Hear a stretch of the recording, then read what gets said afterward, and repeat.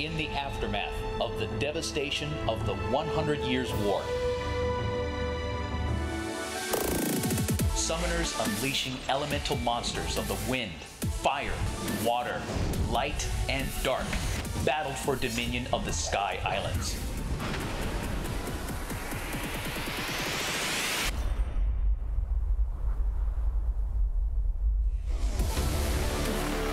Now, summoners from the far and powerful reaches of the West have descended upon Los Angeles. There can only be one.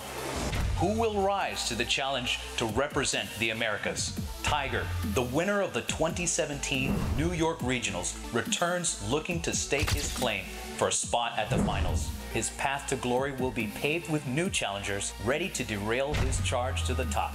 The 2018 Summoner's War World Arena Championship America's Cup starts now.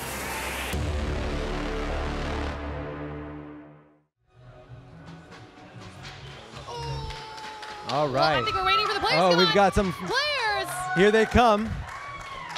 Oh yeah, that swagger. Let's go. Dang. Play it up. Dang, professional showmanship. Look at these guys. Everybody give it up for your players. Let's go. This guy understands the kick game over here. Sneakerhead right here. The feet heat coming in strong. Damn, look at these guys. Look how pretty they look. Beautiful. Dang, amazing. What's up, everybody? Welcome to the 2018 Summoner's War World Arena Championship America's Cup, powered by Live View. Thank you guys for joining us. It is a beautiful day here in San Pedro, California. We're here at the world famous LA waterfront, and I'm one of your hosts, Leo Camacho. How you guys doing today? You guys feeling good? You guys look, you look pumped. You look pumped. Are you excited? I think they're more excited than you, though. He's the only maximum one that's excitement. I like it, maximum excitement. Well, that's what I like to hear. That's fine. That's fine. Ellen Dandy. I'm Lisa Malambry, a.k.a. Lucy May. Leo and I will be your main stage Sherpas today throughout this amazing Summoner's War experience. Are you guys ready? You guys stoked? You guys ready? You guys hyped? Come on, make some noise. I mean, we could stay here all night. Is that what you want, or do you want to see some guild battles go down? I think they want to see some guild battles. No, I don't know, though. I don't think you guys are hype enough. You guys hype? That's hype. That's what I like to hear. I think you guys are ready. Sufficient hype. That's sufficient hype. I like it. All right, well, let's kick it over to our amazing casters, Island, Grown, and Evan, to get the action started. Guys? Thank you so much, guys. Hello, everyone, and welcome to the Summoner's War World Arena Championship 2018 America's Cup. My name is Evan, but I'm not alone at the table. I'm also joined by the one and only Island Grown 11. Hello, everybody. Island Grown 11 here. It's good to be here. Yeah, the festivities are looking great. I'm really excited for all the tournament action that we got here today. We're going to be starting off here with the featured guild battles, where 4 of the top U.S. guilds are going to be duking it out, followed by the America's Cup Finals coming up at around 5 p.m. later on. That's right, and there's a lot at stake here. The winners of the guild battle format are going to be joining the first and second place winners as they go to Korea for the finals in October 13th. But before we get in too deep, let me tell you about the format that we're working with today. Guilds will be working together with their other guild members to take down their opponents. Before each match, they'll have the opportunity to queue up 15 monsters. That's 5 per player. And once those particular units have been chosen, they can't be used by anyone else on their team in the rounds that follow. Just as an example, if player A brings Theomarbs, Lapis, Ganymede, Bernard, and I don't know, Tark, their teammates, players B and player C, can't use any of those units in their rounds to follow. Now, hopefully this will help bring some more diversity to the pick ban phase and a few more interesting matchups once we're actually in game. But don't worry, we'll make sure it's easy to tell which units are off limits for each team.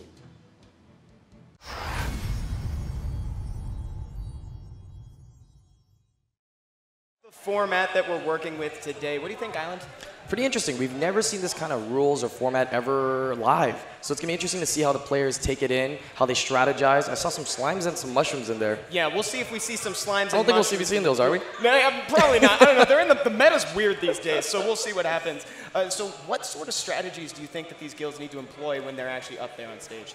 Definitely some of the strategies they want to employ is, really feel out what player has the biggest monster box. Because with more monsters, definitely means more flexibility in terms of being able to pick and compensate for their other teammates. So strategizing what slot that player is going to play, either first, second, or third, is going to be crucial for these guilds to win.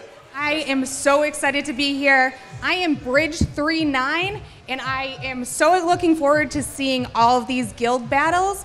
We've got Say Swag Again, Apocalypse, Epic Fail Alpha, and Shadowvar, and I'm really looking forward to seeing all of them go on.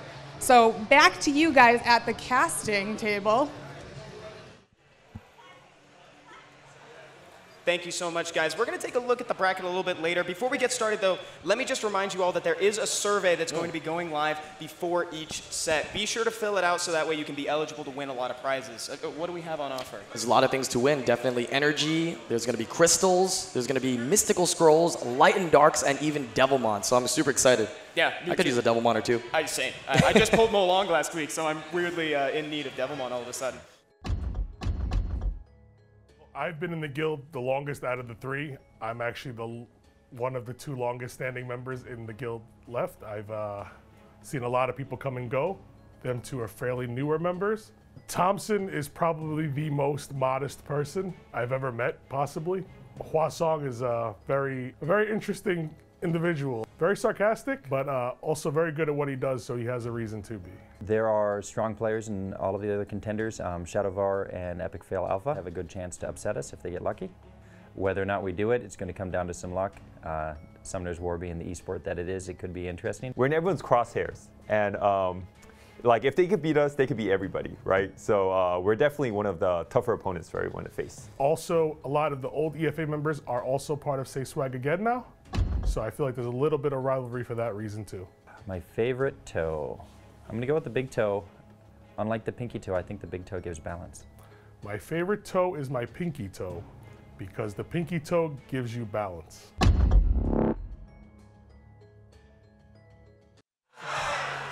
That's Say Swag Again. I'm really looking forward to seeing them play. They're actually the favorites right now, right? I never thought which one would be actually my favorite toe. I don't have a favorite toe, but I am inclined to agree that it's either the big one or the little one because it's got to keep you balanced, right? Exactly. So that's what they said. Now, they do have an opponent coming up, right? Yes, they do. Let's go ahead and see their next challenger. See what their favorite toe is.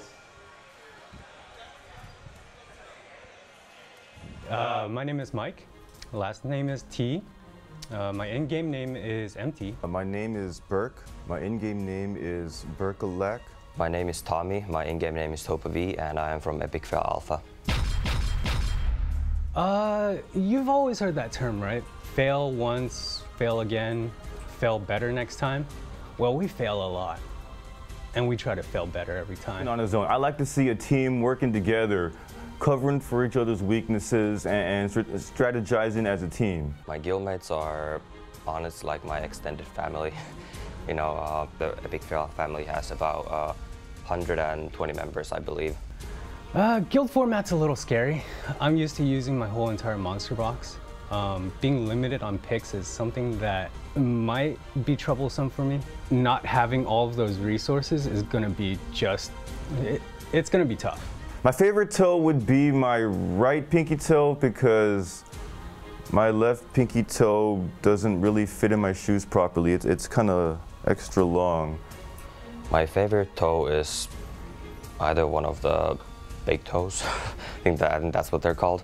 Because, you know, they're like the big ones. I think those like support your foot the most, so. Toe. I'd like to say my right toe because my left toe doesn't exist. No, I'm kidding. But, but yeah, my right toe, it keeps me afloat. They're talking about being limited to their monster box. Have you seen Empty's monster box? It's crazy. They have very, very big monster boxes. I'm very curious. And, I'm really interested. Now I know all their favorite toes. It's a very interesting question. Yeah, I know. I don't know. Nobody asked me what my favorite toe was, so I'm feeling a little offended at this moment right now. But yeah, I can't wait to see the first match. It's going to be very, very exciting. The first one is going to play out fairly normally because players are going to be able to select all 5 monsters that they want. However, after that, the next match, they're all going to be banned, so these guys have to be ready to adapt on the fly, just in case a monster might even get stolen. Okay, guys, so we're going to be hanging out for a little bit longer while they're huddling up. So who are you looking forward to seeing fight first in Say Swag? Like, who would you like to see put forward? Actually, I'm not even sure. I'm just very curious mostly about this new format and the rules that they have. Like, what kind of units are they going to be able to use, right? I mean, the first match is going to be pretty straight up, right? You're going to have, you know, standard pick and bans and counter picks, and then once you get to player 2, player 3, those monsters kind of dissipate, and then what are they going to do to try to counter their opponent? It's going to be really interesting. Dude, so we had Thompson actually live with us on one of our Friday streams during the workout streams, and he was able to choose an entire team full of LD Nat 5s, and he still kicked a suspicious amount of booty while he was doing it. So I think he has a lot of options. So I'm anticipating seeing Thompson a little bit later in the game, maybe second or third, because I think so, really. It is best 2 out of 3 for the first few rounds. So that means that we might not see somebody play. His monster pool is pretty diverse as well, so I can definitely see that. Yeah, it is. Oh, it's on us? Okay, sorry about that. I was getting some music and stuff over there. We were enjoying that too. I'd love to have the DJ over here so that we could hear him in our left ear. That's crazy. We got a live DJ going on over there. All the festivities going on. Yeah. These guys are in for some pretty fun stuff. Again, for the first winner of the Guild Arena matchup, they're going to win 500 crystals for their entire guild. Even people who aren't here today, everybody in the guild is going to get 500 crystals, and they get to go to Korea. Well, just the players are going to get to go to Korea, but I mean, all the guildies at home are definitely rooting for them because they want that 500 crystals. They want the 500, dude. And then second place, I believe, gets 300 crystals followed by 200 for the third place winner. So that'll be great. It looks like everybody's ready. The referees are starting to talk to the teammates. Let's go ahead and see how the teams are doing up front. Looks like they're huddled up. Oh, they're not. Now, what's interesting is, I believe on yesterday's Com2Us stream, they actually released which guilds were playing what. So definitely the guilds were strategizing on who they're going to stand first, second, and third. Now, it's kind of trippy because it's kind of a game of chess, I feel. Yeah. Right? Who you put first? Do you put your strongest player first? Do you put your strongest player last? I mean, do you try to secure that win early on, or do you save it and try to bait out some of their stronger monsters? What would you do? Personally speaking, I would actually put my strongest player maybe second, and I'd put the kind of objectively weakest or smallest monster box up front just to bait out that win early. But now that I've said it aloud over the speaker, everybody can hear that. So that might counter. Not that my opinion is going to get you up on that stage. There's a reason why I'm back here behind the crowd. Well, we'll see what they'll do, actually. For me, I think, it's best out of 3, and if you got 2 really strong players, throw them up first. Yeah. If you win the first 2, you don't even have to play the third battle. Right? Exactly. That's ideally it. So there's a lot of different ways you can play this. Even though it's just it's just 3v3, but there are so many permutations that you could take a look at. We had almost everybody from Epic Fail Alpha in my room yesterday for that Com2Us stream. No way. You mentioned, yeah, dude. I don't know where Burke was. He was probably off eating. But Tofa was in there. Empty was up there. We're all playing. He said he was. Burke, we would have invited you. I'm sorry. Dude, I love these guys. It's been so fun getting to know them over the last couple days, staying in the same hotel and everything like that. It was really fun doing the workout stream with Thompson. And plus, some of the players that are coming up later in the actual 1v1 format, we've gotten to do a Wednesday live stream where we analyze each one of their play styles individually, see what went right for them and wrong for the loser of that matchup. And it's been a really fun time learning about their play style. I know that Thompson, typically more methodical player. He comes from an MTG background. TCG, like competitive card game. Really thinks about his moves. Really thinks about it. And you'll notice that he takes every single second possible to think about the play. He won't even scoop when he knows that he is the underdog in a match, because that's all the extra time he needs to strategize how to win the next time. Exactly. Coming into like the match number 2 and match number 3 going on, it's going to be interesting to see what monsters come out. I think we might see some picks that we almost never see in live RTA in this kind of format. That's why I'm the most excited about this format, actually. And just so you guys are aware, the first 3 matches are going to be a best of 3, and there's a loser's bracket involved. So once we start getting those folks back incorporated, it's going to be best of 5, and the rounds that we have later on in the day, entirely best of 5. Make sure to remember to do the surveys in the chat, right? Because you can definitely put who you think is going to win. That's right. And that's have a chance one of the to win questions. rewards. So it's good that we're able to have a little bit of time before the match starts. So that way you can predict who you think will win, again, Epic Fail Alpha or Say Swag again. Who do you think is going to take this set? Let us know in the survey. That makes you eligible to win a lot of great prizes. There's scrolls on offer, there's Devilmon on offer, there's mana, there's everything. It's going to be great. So be sure to stick with us. We're going to remind you. Looks like, oh wow, we're going to be doing the coin flip right now. The guilds are all setting up their order. Let's go ahead and see the coin flip. Let's see who gets to go first. Yeah. The way that it happens is whoever wins the coin flip gets first pick in that match, and then it alternates after that. There's no more coin flips after, right? It just goes back and forth. Correct. Nice. So that way it's fair. So this coin flip actually dictates a lot, because if you're able to go first, you're able to go first twice. Yeah. So this is big. This is huge. Dude, shout out to my boy Seppi in motion up front there, being the best refs possible. Probably about to flip that coin. They don't look nervous at all. I thought they'd be a little bit more nervous than that. Oh, a couple smiles coming out. No nerves. Okay. No nerves? Wow. Yeah. Players up front, how are you feeling? Give me a solid shake for you're feeling great. Yeah, he's all right. Empty's feeling all right. Empty's feeling cool. Here we go. Choosing heads or tails. Go in there. What's the result? Looks like Epic Fail Alpha is going to get. Epic Fail. They get to choose. They get to choose whether they want first pick. It's like they want first pick. Oh, look at that huddle up. Second huddle? We get a second huddle? Look at that huddle up. Talk about, what are we going to talk about? I don't know. Oh my God. They choose. It looks like Topa's going up first, followed by Empty, and Burke in the back. Burke in the back. Oh, they're all lined up. They're all lined up. Burke in the back. You can use that, Burke. You can have that one. Burke in the back. Burke's the anchor. All right, guys. This is it. Burke versus Hwasong. It looks like Topa versus Hwa in front here I'm first. sorry. I was saying Burke so much that I forgot. You love I'm Burke, so sorry. Topa, dude. Have fun up there, Topa V. Topa's been on our stream before, too. Pulled a Yang Hong recently. This is very interesting. Both players have that very powerful LDNAT 5 to work with. So are we going to see them being used here right off the bat? Yeah, I know. Do you know who else on the team has LDNAT 5? I'm not entirely sure. I know Thompson does. I know Topa and Hwa. Dude, Thompson's got quite a few to choose from. He actually says that one of his favorite moments in the game when he pulled Artemio. I think his wife actually pulled him Artemio. Ganymede starting out strong. We're seeing him in the first set. There goes Ganny too. He's not going to be able to pick by anybody else on the Epic Fail Alpha team after this. Now that's a pretty strong pick. That's a pretty standard first pick there. Followed by Hwa coming in with that Molong that he does love to use a lot. Yeah, with Sierra. Are we going to see that combo that we typically see from Hwa before? Hwa and Icarus. Yeah, I'm very interested to see if we're going to see that here. Topa taking in the Ganny and the Hathor. Pretty standard. Let's see how Hwa is going to counter that. I'm feeling a particular strong connection to both Triana and Molong. I built Triana after the preliminaries last time. I had no idea that she was, I didn't even know that I had her, and I ended up building her. There we go. There we go with the counter pick there. Rakuni does pretty well against Hathor and the Meiho Wang. Double counter against that. Meiho Wang not being able to, he's not even up for sleep. He's constantly awake, constantly fueled by caffeine, similar to how I'm feeling right now. Now this means that potentially Hwa is looking to leave that Hathor out there. And potentially, I'm not sure what he's going to be banning. He might potentially ban this Yunhong that's coming that's out. what I'm feeling. Usually a Meiho Wang is a signal that you're not planning on doing. Hathor, good bring. Oh my God, to Sarion out this early. Very good pick. I think that's a very solid pick from Topa here. Yeah, we're not going to be able to see Ganny Hathor later on. Everybody's favorite combo. He's got one pick left. Taking all the time he needs to bring.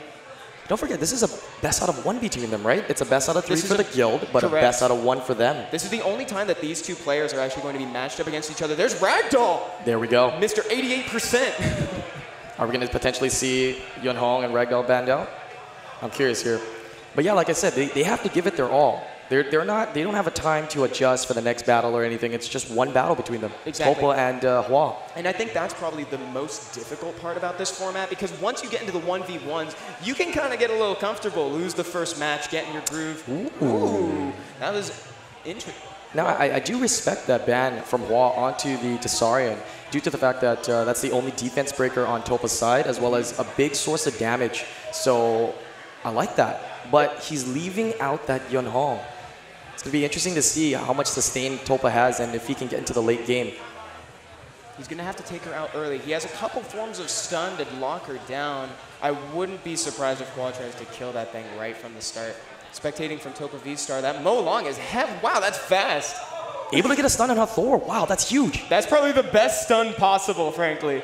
Stripping the Sierra, getting that attack gauge boost for his entire team. Now Ganny can go ahead and reset whoever he likes. Free reign. Are we going to see, is this CR? Is CR going to be reset? Don't let me influence you. Choosing Molong, getting rid of that reckless assault. Now that's a pretty smart move, being able to take away Molong's third skill so that Hwa is not able to snipe anything. But he's going to get his entire team slept except for Meiho Wang. Now, wasn't even an option. That was a great move for a couple reasons, because Triana, he didn't use Triana's second skill because he knew that Hathor was going to get CR asleep. Topa looks like he has pretty good control of this battle here.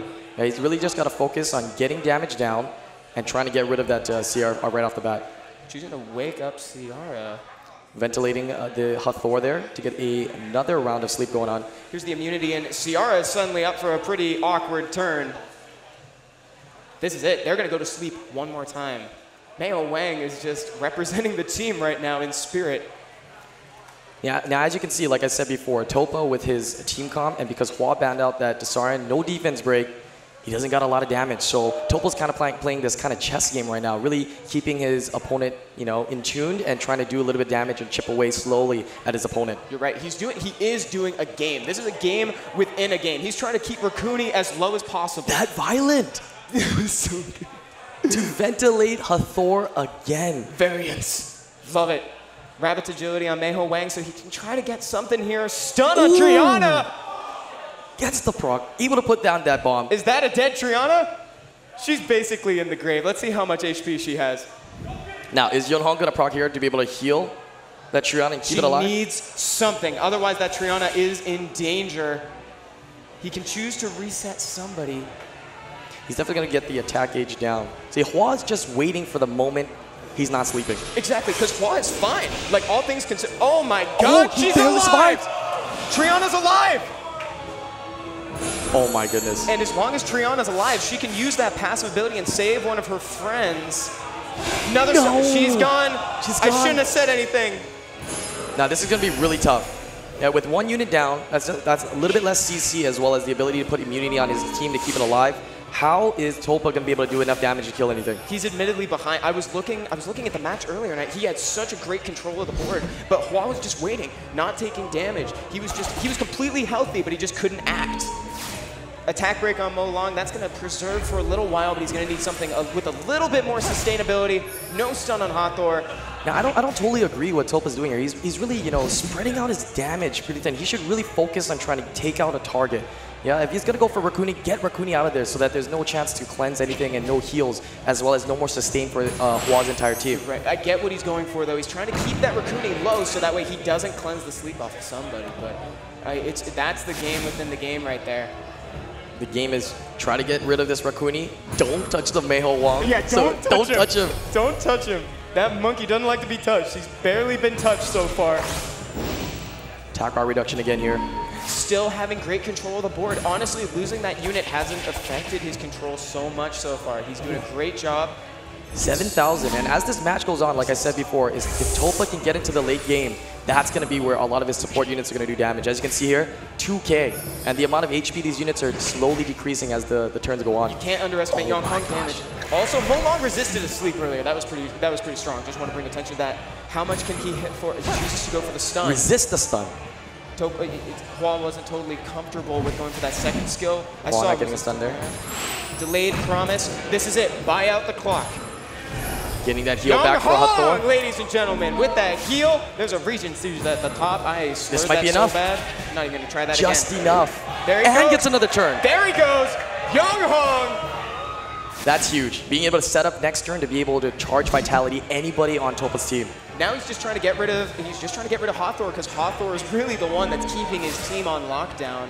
Now, if I was Topa there, yeah, I don't agree with that as well. I would like to put attack down onto that Meiho Wang, even though it increases his attack as well. By putting that debuff, you could potentially reduce the total amount of damage coming out from that that Fire Monkey King. Gets that sleep that he failed to get earlier on Mo Long. No stuns. No stun. No stuns. That's a few times now where no stun has come out. Oh, he's finally touched the monkey. Another Violet proc from the Sierra. Gonna be able to get that bomb? Oh god, I can't watch. Yeah, I can. I'll watch. He can detonate it so it doesn't take a turn, but I believe Charge Vitality is... Oh my god, there's no more killed. HP. There's no more health. Oh my god, it killed. There's no more health. And Mo Long's gone. This could go either way. Because can't underestimate Yeonhong, dude. Are we gonna see the reset here, or he's just gonna go ahead and tap? I would. He's debating. Don't tap. Or you could tap. I don't know, do what you want. Let's see what he decides to do here. He chooses to tap the Sierra. Now, we can get some crits. Topa actually has some damage here on skill 2. People underestimate the damage coming out of Yeonhong. No proc there. It's a mistake to underestimate Doesn't get a stun. That was big. Oh my god. One more of those and Yeonhong is out. And I don't think she's going to get another. Oh, no. It's still not enough. It's not going to be enough to save Yeonhong. That Yeonhong is going to be dead in a second here from that Meiho Wang. Here he goes. The monkey. I think that's barely been touched. Killing the Yeonhong. He's gone. Ganymede against the world. He's got to finally trigger that passive on the monkey. Sierra missed. There's no sprite. Sierra missed. Oh my gosh. Again, he's gone. Sierra putting on a show there. Oh my god. All right. That was awesome. That was great. All of those units can't be picked again by the team. That was a great match. What did you think? I think that's very interesting. Yeah, the match played out pretty well. Both sides getting some procs, both sides getting some luck, and it could have actually went either way. I'm hoping to see more matches like that. Topa almost made it towards that late game. As you can see, right at the end of the game, a lot of the units didn't have a lot of health. So that's where Topa's time to shine was, to do the damage to be able to kill Hua. I know. It was so close. Mao Wang just put out so much damage, Yang Hong couldn't take it. So the next players are getting ready. They're putting their iPads in. Again, they can't use those units. We're not going to see Yang Hong again. We're not going to see Ganny Hawthorne. We're not going to see Morlong. We're not going to see, like you said, Ganny Hawthorne. We're out of the meta. Ladies and gentlemen, we've crossed the boundary. We're out of the meta. What are we going to see? I don't know. What are we going to see? Did you guys like that match? I'm talking to the crowd. What did you guys think? Let me hear you. Woo! Thank you, T-Dance. I appreciate you. That was awesome, guys. Okay, so next up, if I'm seeing correctly, I see Empty over there. What do you want to see? What do I want to see? Yeah. I'd love to see, if I could see, I know it's not likely, but if a homie could get a Morris up in there, I would be so happy. Morris? You're talking about like all the revives and everything? Mr. 100% you mean. Yeah, interesting. Revives all the time. I love seeing Chilling. We haven't seen Wusa yet. We're not entirely out of the meta just yet. I want to see if anybody tries to cleave. Right? A lot of the time, some of the units that are used to counter cleave teams, some of them were taken out. Right? So I'm curious to see if someone's actually going to try to cleave. Let me see Galleon. Let me see Zyros. Let me see Lucian. Yeah, just a standard cleave. And that might be the approach that maybe that's the thing that they're waiting for. Maybe they're putting the person in back with the cleave team. Just to go last? To clean up. After all the units to defeat a cleave team are ousted, now they can just cleave. That's another strategy. God, I love this format.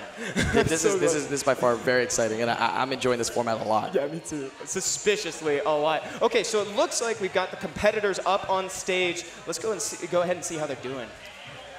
Looks like we got Emte and Waikaz coming up next, I believe. Yeah, Waikaz. Very interesting. Can't quite see.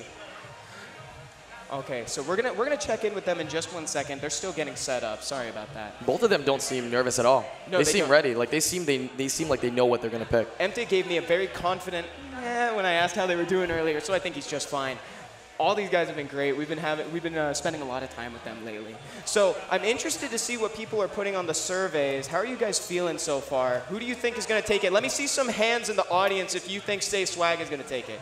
Let me see some hands. I see, for those of you watching at home, I'm seeing probably about a solid dozen hands. Now let me see some love for Epic Fail Alpha.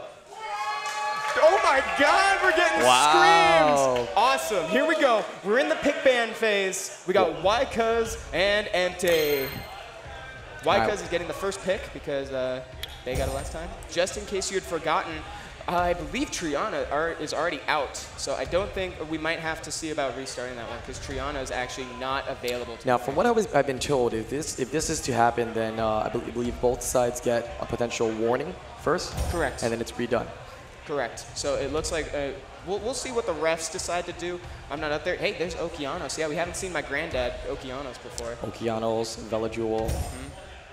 Oh, I think they're just committing to the bit at this point, I guess. Say Swag already has a win on the board. They're actually at match point right now. I think they're just playing a game right now. I think they're waiting on some some information before they moved on. So. Yeah. So ladies and gentlemen, bear with us for just 1 second because actually the vast majority of units on the board right now are off limits. Yeah, they're not picking. It's just auto picking. So right now they're just letting it go. So we're gonna have to pick this. Oh, actually, I know what happened here. We're confused. Oh, because they put Say Swag on the left. Yeah, so Say Swag's member is now on the left side. That's why we're confused. I'm looking at it like, hey, this is exactly what we just saw. Okay, so let me just clear this up for you guys. So they swapped sides. Say Swag is good. Epic Fail Alpha is good. Those units are still okay for their team. But that's interesting. Waika's actually taken in exactly what was picked prior. Yeah, actually, that's the exact same pick. To the point where I thought it was a joke. Yeah, it's the exact same pick on both sides. All right, Empte coming in with another LD now. We don't see a ragdoll this time on that side, huh? No ragdoll. But we have an Artemail. That's fine. The Artemail is cool. I'll rest with the Artemail. All right, let's see what the bans are going to be here. Is it going to be the same bans? Hathor. Okay, this time Empte, going in with the Okeanos, the Artemail, the Molong, and the Perna, decides to ban out the Hathor. Doesn't have any form of immunity, so doesn't want to get locked down against Waikaz's Hathor. Looks like Waikaz was actually on the same wavelength there, trying to ban out that Velajewel early. Oh, look at us. Hey, we're fighting now. You and me? Are you ready to compete? So I get you at home? I get Yunhong? You get Yunhong. Congratulations. It's our time to shine. Fist fight right here. All right, into the battle here. Looks like Okeanos is able to get the reset onto Yanni. Yeah, it's going to be really prevent Waika's from resetting MT's team. Trying to get that glancing out onto Artemil. Reduce potential damage. Is he going to stun? Doesn't strip. Literally nothing. Nothing happened. Doesn't strip. Doesn't stun. Just a little bit of damage here. Sometimes that happens. Man, that glancing hit debuff would have been fantastic on Artemil so he wouldn't get all that damage. Applying that immunity. Healing up just like nothing happened. It's like the beginning of the match all over again. There's that strip that he didn't get earlier from Molong. Let's see how much damage he can do here. He knows that his win condition is to get rid of that Tessarian. Like I stated earlier, right? That Tessarian with the Oblivion, with the defense break, that's the biggest source of damage that Waika's has. So he's really focusing that Tessarian, trying to get rid of it ASAP. Yeah, being able to heal up entirely though with Yunhong. Right back up. Is this going to be a sign? Oh, defense break? Yes. Are we going to get Oblivion? Oblivion on Perna? Is there a Violent? No Violent. No Violent. All right, let's see the damage that comes out of here. Look at that damage. Big damage. A lot of people underestimate the damage from Yunhong. I believe that one's on a crit damage build potentially. He just has to lay a hand on Perna and they're out. Similarly though, Tessarion's almost dead too. But that won't be enough to kill Triana's passive is still on the board. Now is he gonna go ahead and ventilate here? Ventilate on Yunhong, yes. Keeping that heal up, keeping that extra damage up. Perna, I think that's gonna be able to kill the Tessarion there. If he chooses to take it, he probably will. Keeping it low, so that way Triana taking away the passive from Triana. Setting up right here. Is this going to be enough damage? 4 shots, throwing stones at the kids. Get off my... Wow. Quad stun. Gets that attack bar up again. Moving again here. Finishing off Tessarion, I imagine. With no. Resets the Yunhong. Wow, that reset was huge. Big. Choosing to undo the ventilate that Ganymede did earlier. Now Yunhong is in dire straits. Tessarion too. Oh, good proc, but Tessarion procs back. Gets rid of Perna. Artemil with the counter though. Yeah, it's 3-3. Another proc here, setting up for third skill. If Empty can get this win, it ties it up for the guilds. He needs another turn here. Doesn't get it. That's a dead Yunhong is out. Epic Fail Alpha has the lead. Wow, this is gonna be tough. Why? Because not looking too good. He's able to reset here, reset the attack bar, but he doesn't got much damage left. What a comeback. Unless it's a crit damage, unless it's like a Rage Blade Triana. I don't know if this is going to go anywhere for Waika's. Gets the defense break on Ganny. It's not looking good. Artemil's going to hurt a lot. Look at that. Here he comes for the kill. It's like he gets moved twice. He gets this passive to hit you one time to revenge, and another one on his own turn. Asleep on Molong. It's a little late, but asleep on Molong nonetheless. Choosing the heal, taking some time, not giving up, possibly giving his teammates a moment to think about what they want to do. I think that's what he's doing. That's really smart. Utilizing all the time you have. Even though you know you potentially may be out, it gives your team more time to think about what they're going to be using on the next round, what they're going to be bringing in to battle number 3. Congratulations, Empty. Epic Fail Alpha is now tied 1-1 with Say Swag. Both teams game point right now. That was awesome. Really interesting because if you noted, both the picks from Topa and Waika's on separate teams were the same. Yeah. Both lost. That's got to tell you something, right? Both lost. Dude, good job getting Yunhong out of the way fast, by the way. That was pretty good. The next players are going to be queuing up. It looks like we're going to have Thompson versus Burke next. Are we going to see that cleave we were talking about earlier? Now, with a lot of units out of the pools from both sides, what are they going to pick? Are we going to potentially see cleave teams, wombo combos coming out? Burke's kind of known to do that. Cleave team v. Cleave team would make my hour. Yeah. Just saying. Who's faster? Yeah, who's faster? Let's see it. Let's just square up, guys. What's that sign? I like that sign. Interesting, though. Yeah, because I feel like Thompson, that's really smart, considering we expected potentially the last one to be potentially cleaving. Thompson actually works really well against cleaves. Yeah, he does. He's able to react to them pretty well with his monster box. So I'm curious to see what Burke and Thompson picks. Yeah, we'll see what they bring to the table.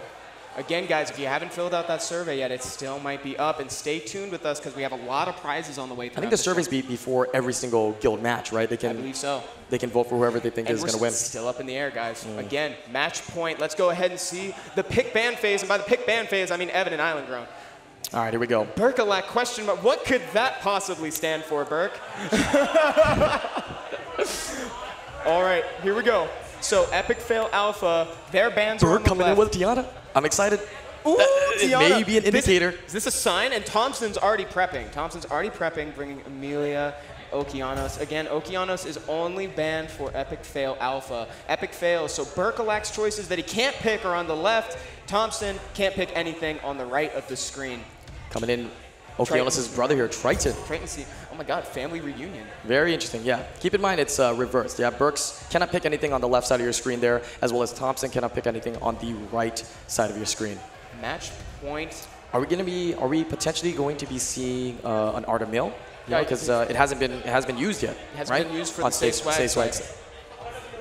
Artemil. Yeah, always synergizing with Amelia. I always tell you that. Always, yeah, dude. And now he has a couple forms of synergy too. Vertihile, Velajewel also benefits from that. Triple defense units. They all function very well in defense, so they're going to synergize very well with that Amelia.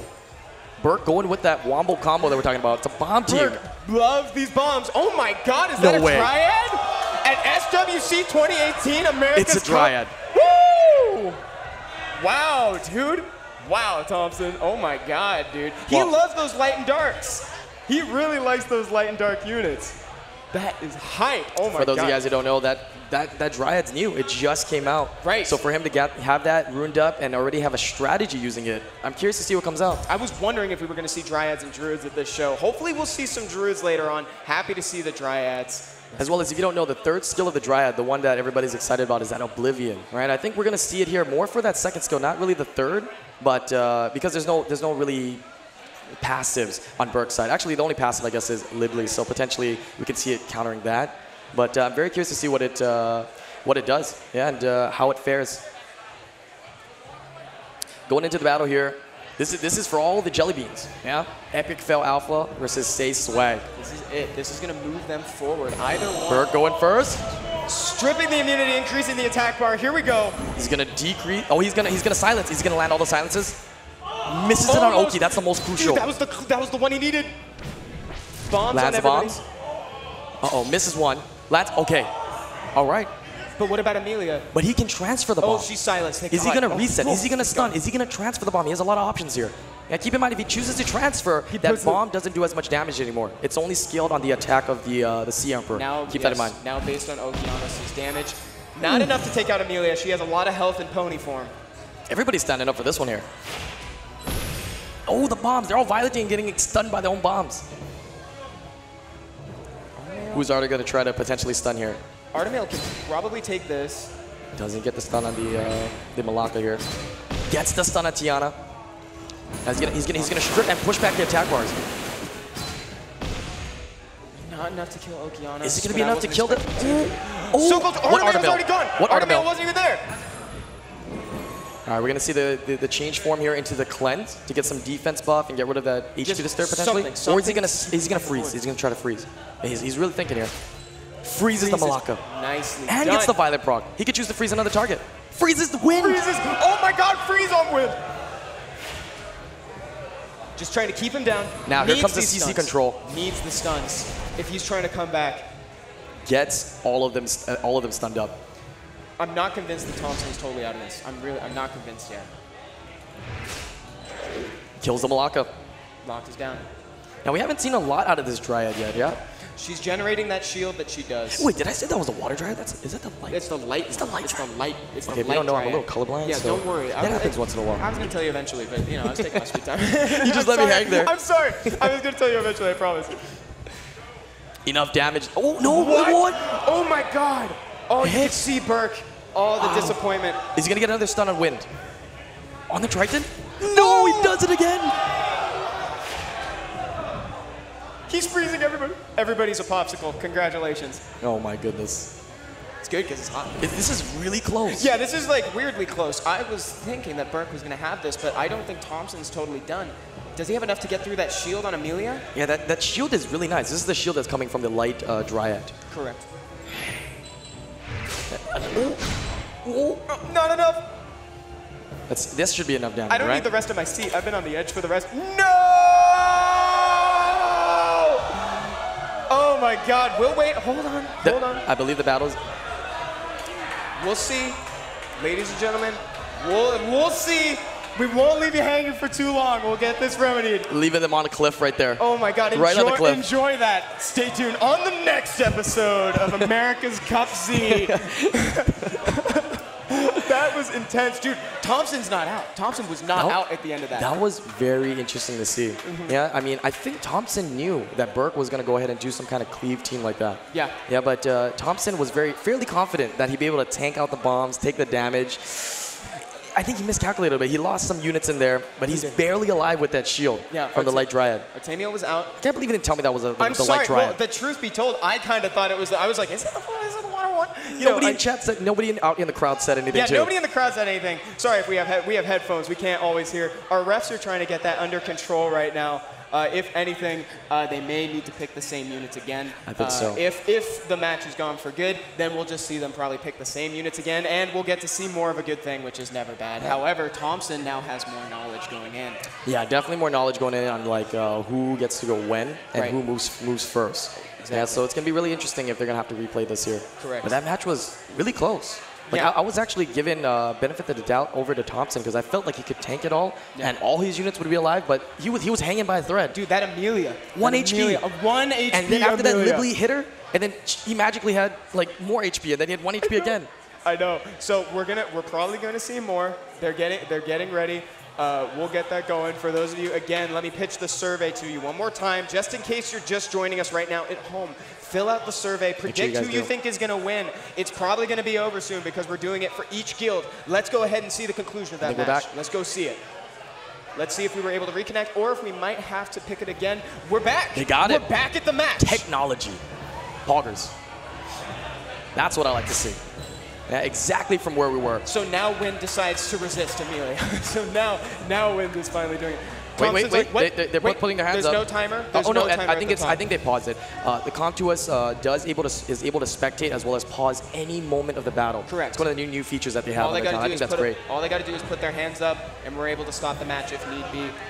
Let's take a look at this positioning here. I mean, I don't know. It looks real close here. I don't even remember if Triton had his 3rd skill up, because if he does, he's going to be able to strip all that immunity, all that shield, and Thompson doesn't have very much HP left on all his units. And those buffs are all Thompson has at the moment. You can see he's taking all this time to think about what he can do to get out of this position, but he absolutely needs those buffs to stay in the game. Those are his lifeline to this match and to game point. Yeah, I think they're trying to fix some of the issues going on with there, but it's nice to know that they're able to pull it back up to where it was before. Yeah, that's great. So we may come back and see those matches again.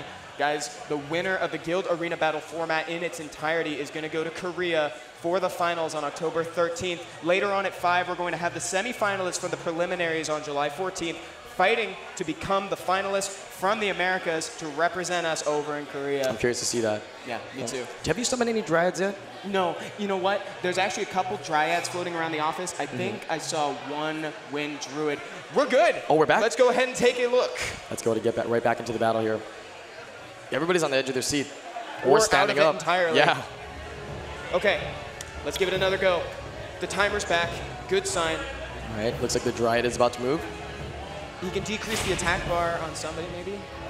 Let's see here. Can he get defense break? There's only one target for him to do it, or is he going to try to kill? Oh my God, Tries that to hit. shield. Yep, there we go. That shield is so fantastic. Ooh, we're just hanging by a thread. This is it. Now dude, oh, it's not enough damage. Tiana's in dire straits now. Everybody's like 1 HP. What is this? 1 HP game. This is the kind of last match I needed to see. Tiana's Additional out. turn. Tiana's out. Wow. Suddenly Thompson is looking to have the advantage. He doesn't need Amelia at this point, I don't think. I think Amelia's done. Can he freeze again? Can he freeze? Is he going to freeze again? Actually, you're right. Doesn't freeze. But that's what he can do. He can try to keep this guy under control. Thompson's got enough raw damage. Transfers over the silence. He can transfer it back. Transfer it right back. Got him. He should have transferred it to the Oki so they could just shoot it back and forth. And that's it. Epic Fail Alpha has scooped. Say Swag is taking it. They're going to be moving forward in the bracket. That was close. That was suspiciously close. That was a lot closer than anticipated. Oh, wow. Wow, they look really happy there. Yeah, they all look thrilled. They're going to be moving forward in the bracket, all smiles. Let's go ahead and toss it over to Bridge to see how they're feeling. Bridge? Thanks so much, Evan. I am joined by Say Swag again. Guys, how are you feeling right now? Feeling good, feeling good. Wow. Goodbye, Felicia. Valeria. All right, guys, give it up for them. Can I hear you guys? Give it up for them. Obviously, there was some big matches. We had a very close one in all 3 matches. How are you feeling when you were getting those Sierra procs? Thank God. Esports for the win, but that was close. Topa could have had that game at any moment. It could have gone either way. Absolutely, absolutely. And now you did sacrifice Tessa to get rid of that Perna. How are you feeling when the sacrifice happened? It's all right. I didn't really have a choice, but I'm glad I had teammates to carry me this round, but I'll make up for it. Absolutely. And now Thompson. Obviously, Burke brought that bomb team. How are you feeling when he landed those bombs on your units? Valeria. Light Druid. Light Dryad. Absolutely. Well, congratulations again, guys. You guys are going on to the next round. Back to you, Evan. So much, Bridge. That was awesome set. That was a great first set to start the Guild Arena Battle format on. I got one thing to say. What? Bye, Felicia. Bye, Felicia. Thanks, Thompson. Love you, dude. That was awesome. Seeing the Dryad being pulled in there. First match going between the guilds, that was epic. I wasn't expecting to see it so early. You talk to these guys, say, do you have any secrets coming up? And they say, I'm not going to tell you, which is smart. They just walked away. They just walk away. So it's smart not to tell me. Exactly. And, all right, so like I said earlier, they moved up in the bracket. In just a second here, we'll get to see that. We'll get to see who they're going to be facing later on. We still have Apocalypse and Shadowvar to look at. Definitely. Yeah, they got their banners up on the stage. I was hanging out with the folks from Shadowvar earlier. They're all great people. That was really cool. I don't know if you noticed their jerseys and stuff. Yeah. That looks really, really nice. Yeah, they got nice jerseys. Do we get jerseys? I like Team Evan, Team Island Girl? Oh, Team Our Evan. own team? I don't know if people are from the Come To Us streams in here, but usually we do Team Evan or Team Desperado. Hopefully folks in here are Team Evan, because if not, you're going to be hearing me for a long time.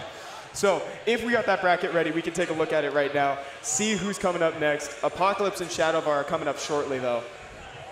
Let's take a look.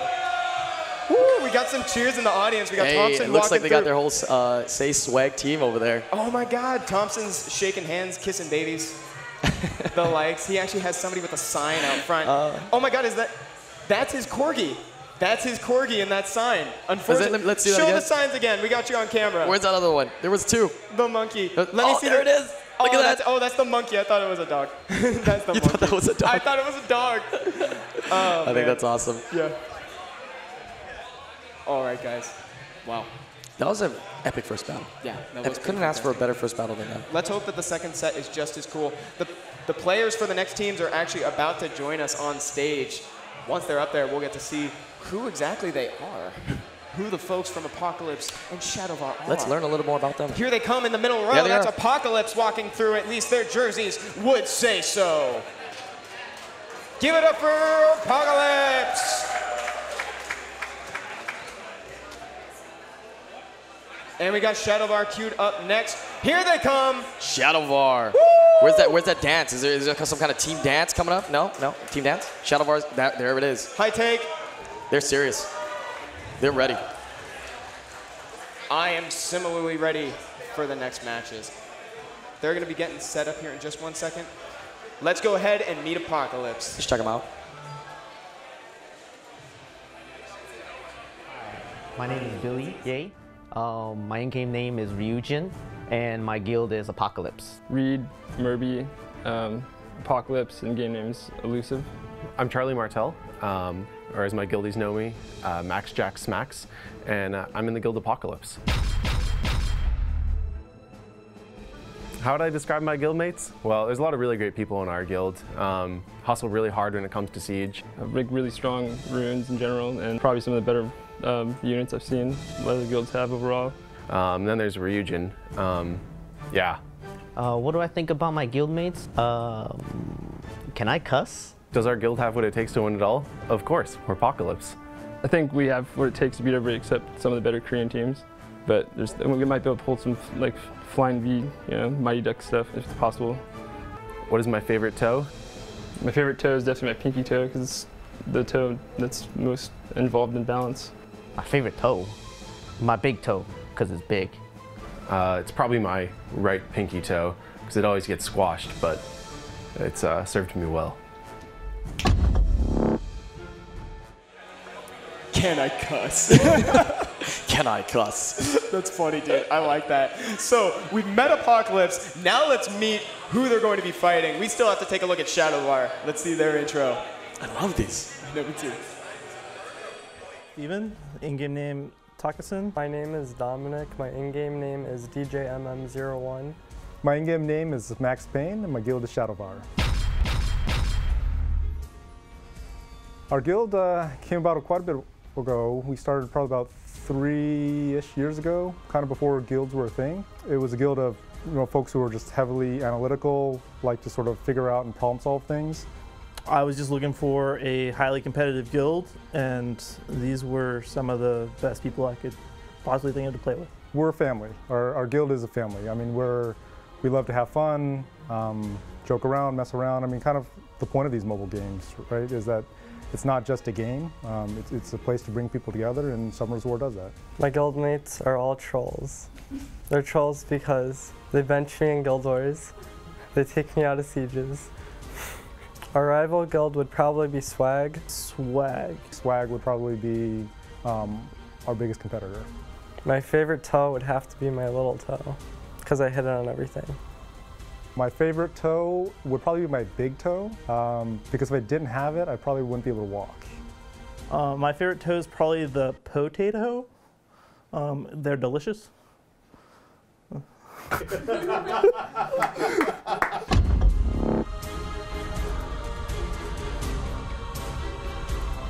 That was hilarious. That was really good. My favorite's the tomato. The tomato, the potato.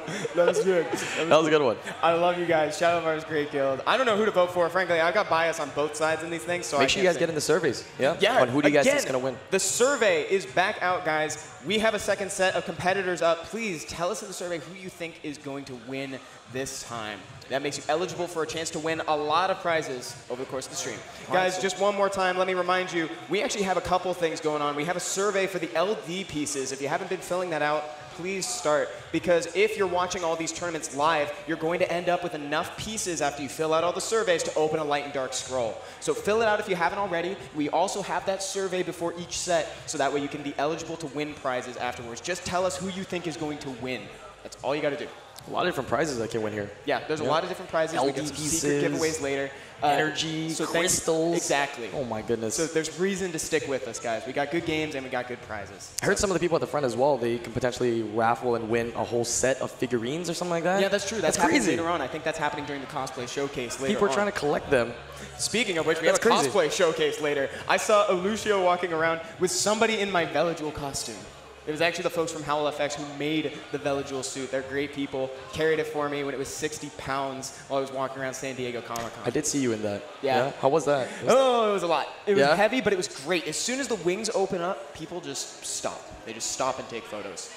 So, all right, guys. Watch. If you haven't been watching, watch now, because there's a promo code graphic coming up right now. Make sure you guys get this. Write it down. Do whatever you need to do. There's the 100 energy promo code. Yeah, that'll get you those dungeon runs, get you those runes you need. Make sure to get it, guys. It's 100 energy. So that's a little bit of farming. So, oh wait, I haven't gotten mine yet. I should write this. Hold on, take a photo. I need to get this too. I'm gonna take a photo. I need to get this too. Make sure to get this stuff fast, just because these might turn off, I think tomorrow at 8 a.m. our time. So be sure to get this like stat. I don't know how many people have reception right now, but get it. So you can get it throughout then, that's great. Yeah, cool. I can't wait. Oh, sorry, I'm just taking photos. Taking energy. All right, guys. All right, I'm excited here. Looks like we're getting people queued up still. They're still deciding on their order. We can chill out for a little bit longer. They got to figure out which person they want to put forward. How familiar are you with Shadowvar and Apocalypse? Actually, I'm not too familiar with a lot of the guilds on the global server, because I do play on the Asia server, right? It's pretty interesting. A lot of people ask, why do you play on the Asia server, right? You're from Hawaii, you should be playing global, right? But back in the day, Old Man Island. Yeah, when the game first came out, it used to be on all one server, and they gave us options to transfer servers. Yeah. Some of my friends, as well as some of the players I knew, transferred transferred over to Asia's server. So me and my best friend packed our bags, hopped over to Asia's server. So we've been stuck. We've enjoyed every bit of it ever since we're at Asia's server. Yeah. And so the rest is history. Folks from Say Swag are walking around in the audience now. They're trying to scope out the competition for later on. They're now moving forward. And again, Epic Fail Alpha is not out. They're in the No, they're not. This is going to be a double elimination tournament. So just because they lost that one, they can still win in the losers bracket to come back up. It's a little bit more of a journey, but they got a chance. Correct. They It's got a kind of like chance. way back in the day when we had the Mobile Masters tournament. Remember that? Right, and you were able to do those dungeon runs to come back and win, right? Except this time, you're fighting. We're giving everyone bats, and we're putting them in the parking lot, and then they fight. No, that's not true. We're doing So they probably are really strategizing on who they might potentially fight, Yeah. right? Because they're going to fight the loser of this next battle versus Shadowvar and Apocalypse. Yeah. Seeing them all. I don't know if they're standing in the order that they're going to be fighting in just yet. Probably not. I don't think they want to give it away, right? Because if they give it away, they can change it at any moment just before it. Just whoever's standing up first is first. Yeah. Right. Looks like they're doing the coin toss right now with my boy Seppi. Don't know who won yet. I think he pointed to Shadowvar. I'm not 100%, but I think Shadowvar won the coin toss there. Oh, they got some. Oh, that's some smack talk going down. Oh, ready? With Jack Smack. What's his full name? Jax Max Smack. Yep. He brings the smack. Okay, so this looks like how it's gonna be played out. They're in line, ladies and gentlemen. We have everybody queued up. They're getting in. I bet you they're just queuing in to get into the same lobby to start these matches. It's probably getting crowded in there. I'm so excited. You know what?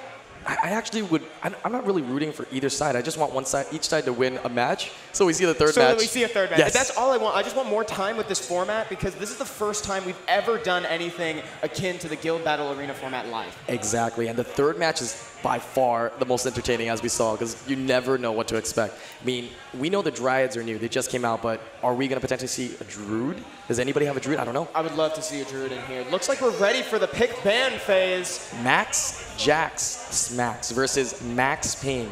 Yeah, Max Payne has one more X, though. Does that give him an edge over Max Jax? I don't know. A Max made in heaven. Oh, God, I hated that while I said it. Thank you, Island. Evan, I got your back. We're in this together. All right, Here we here's the go. pick and ban. The pick ban phase. Max first, taking that Molong. Let's see what. Okay, Max first, and then now Max Should we is just picking. call them Jax and Pain? Smacks. Or Yeah, there we Smacks go. and Pain. There we go. Smacks and Pain. All right, Payne taking out the Sierra and the Oki. Pretty good. That leaves Gani open. Usually Gani, Molong usually work pretty well together, but I'm not sure if Jax Max has a Gani. Gani works well with a lot of folks, unless you're working with somebody who needs skills to be on cooldown. Hey, like you Chooses said, the Gani. Ganymede and Triana. And Triana. Always a joy to see my girl Triana in the pick ban phase. All right, some standard picks coming out here on both sides. I'm curious to see what comes as the last picks. That's going to be the most interesting here. Each player really taking a long time. They actually have to think, because if they take something, their teammate can no longer use it.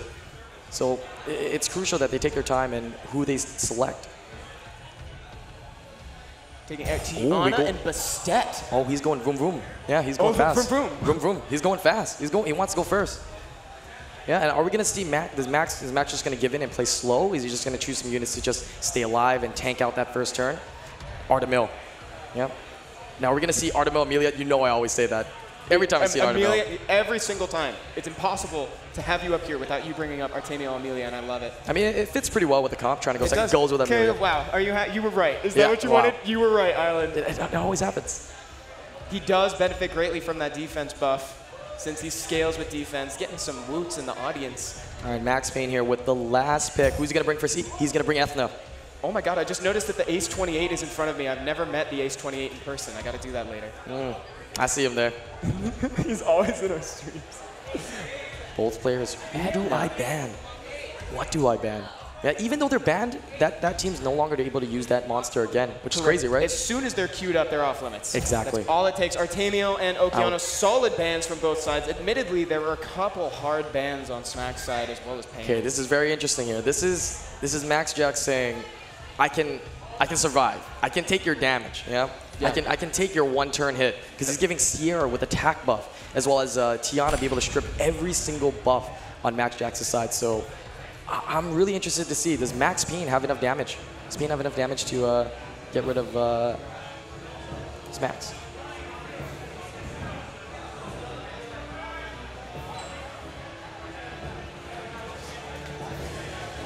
All right, there we go. Ethna getting the first turn. Let's see who he goes. Interesting. Ethna's actually moving before the attack bar boosters. That's a really fast Ethna. Able to get the stun. Now, is he going to use third skill to boost?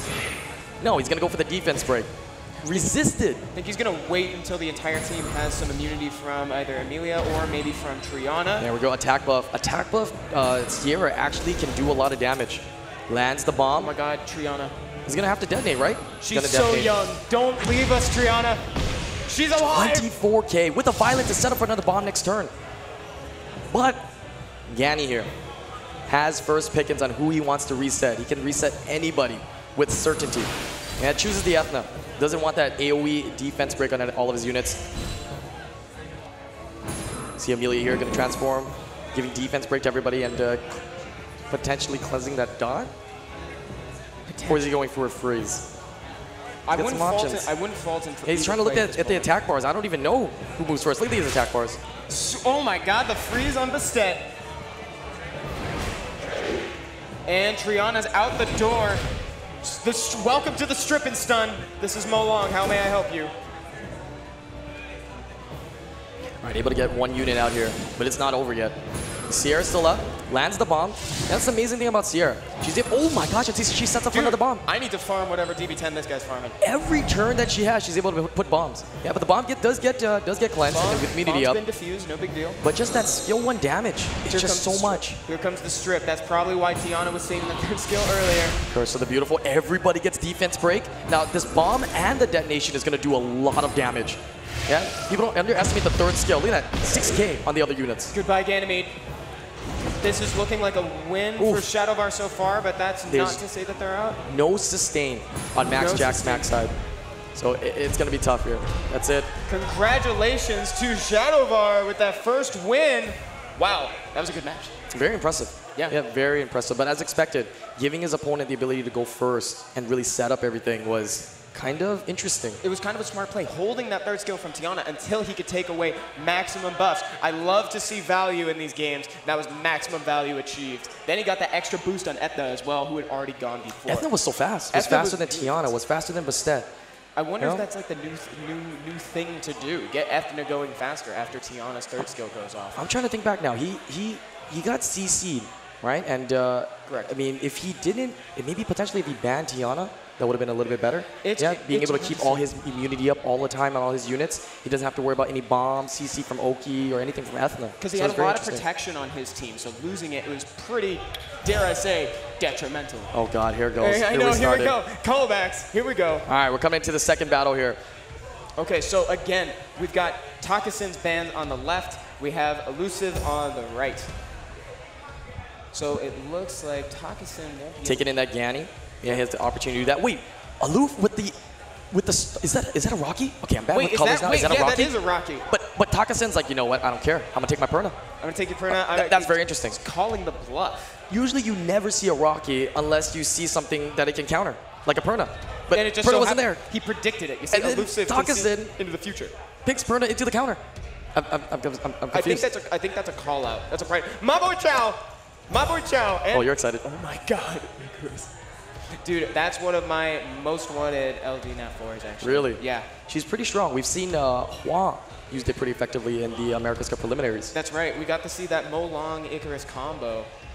Taking somebody out early, you better believe it. Takasen with some immunity here with Beta and some CC with Rika. Okay, that's going to be interesting.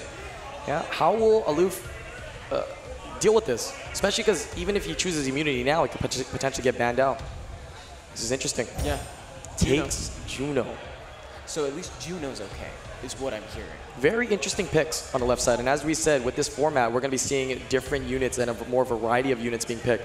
That's especially because they can't reuse it. You were right. Banning out that Juno, the only one that can avoid Rika's continuous damage, the control that she puts out, everything.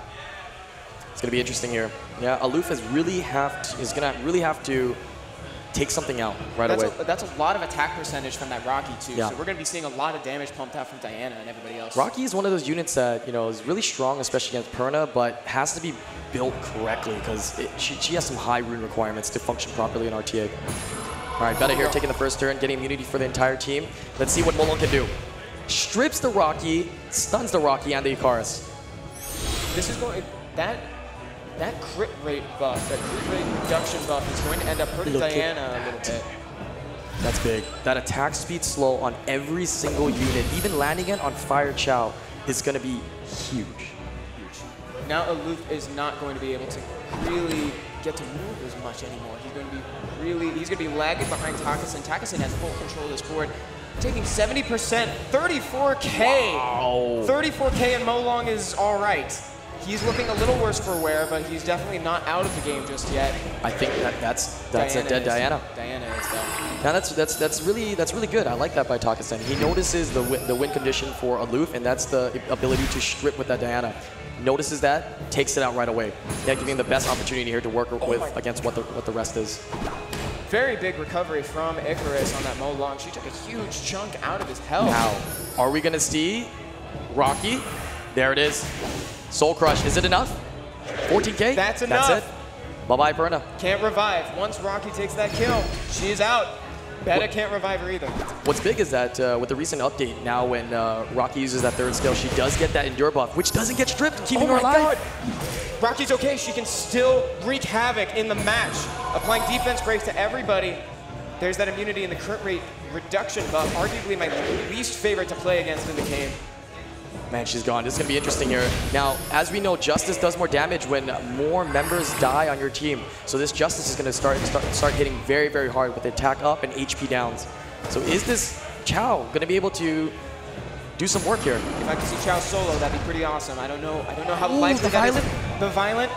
Icarus is going to Violent into death! Oh my goodness. I think that's it. I don't know if it's close. It's so Is it going to survive? Oh, no, it doesn't. That's it. And Chow is out. Congratulations to Takasin. That's it. Shadowvar got 2 wins already. Very good second set. That was crazy. I was not expecting that too. That was so good. I love seeing Chow in there already. Rocky, very surprising pick. Utterly making Perna completely Get some brownie points for using some of those units that we don't typically see. Yeah, already, and just in the second round too. You definitely get some favor from me for seeing Rocky in there. I actually have a Rocky. I just need to pump some resources into building her a little bit. Let's go ahead and check in with Bridge, who has Shadowvar up front. Bridge, how you doing? Let's see what they have to say. Thanks, Evan. As you said, I am joined by Shadowvar. Let me start off by saying congratulations. Everyone, can we give it up for them, please? Obviously, in that first match, you were looking for the speed, getting that Tiana, the Bastet, and the Sierra. How are you feeling when you were able to start off the round with it? Felt really good. I mean, I was able to land all my speed. I got the speed lead, as you said. I got my ATB boosters, set up for Bastet to go last, right? So I pushed everyone forward, and I can kind of turn cycle off that. Absolutely. And now, when you were going up, you decided to go into that Rocky match with the Perna. How are you feeling about that after it was picked? I just had faith. Yeah, I mean, you stunned it up real early. Yeah, and how are you feeling about the fact that you didn't have to battle this time around? Easy carry. Easy carry. Well, thank you guys so much. Congratulations. You are moving on to the next round. Back to you guys at the casting table.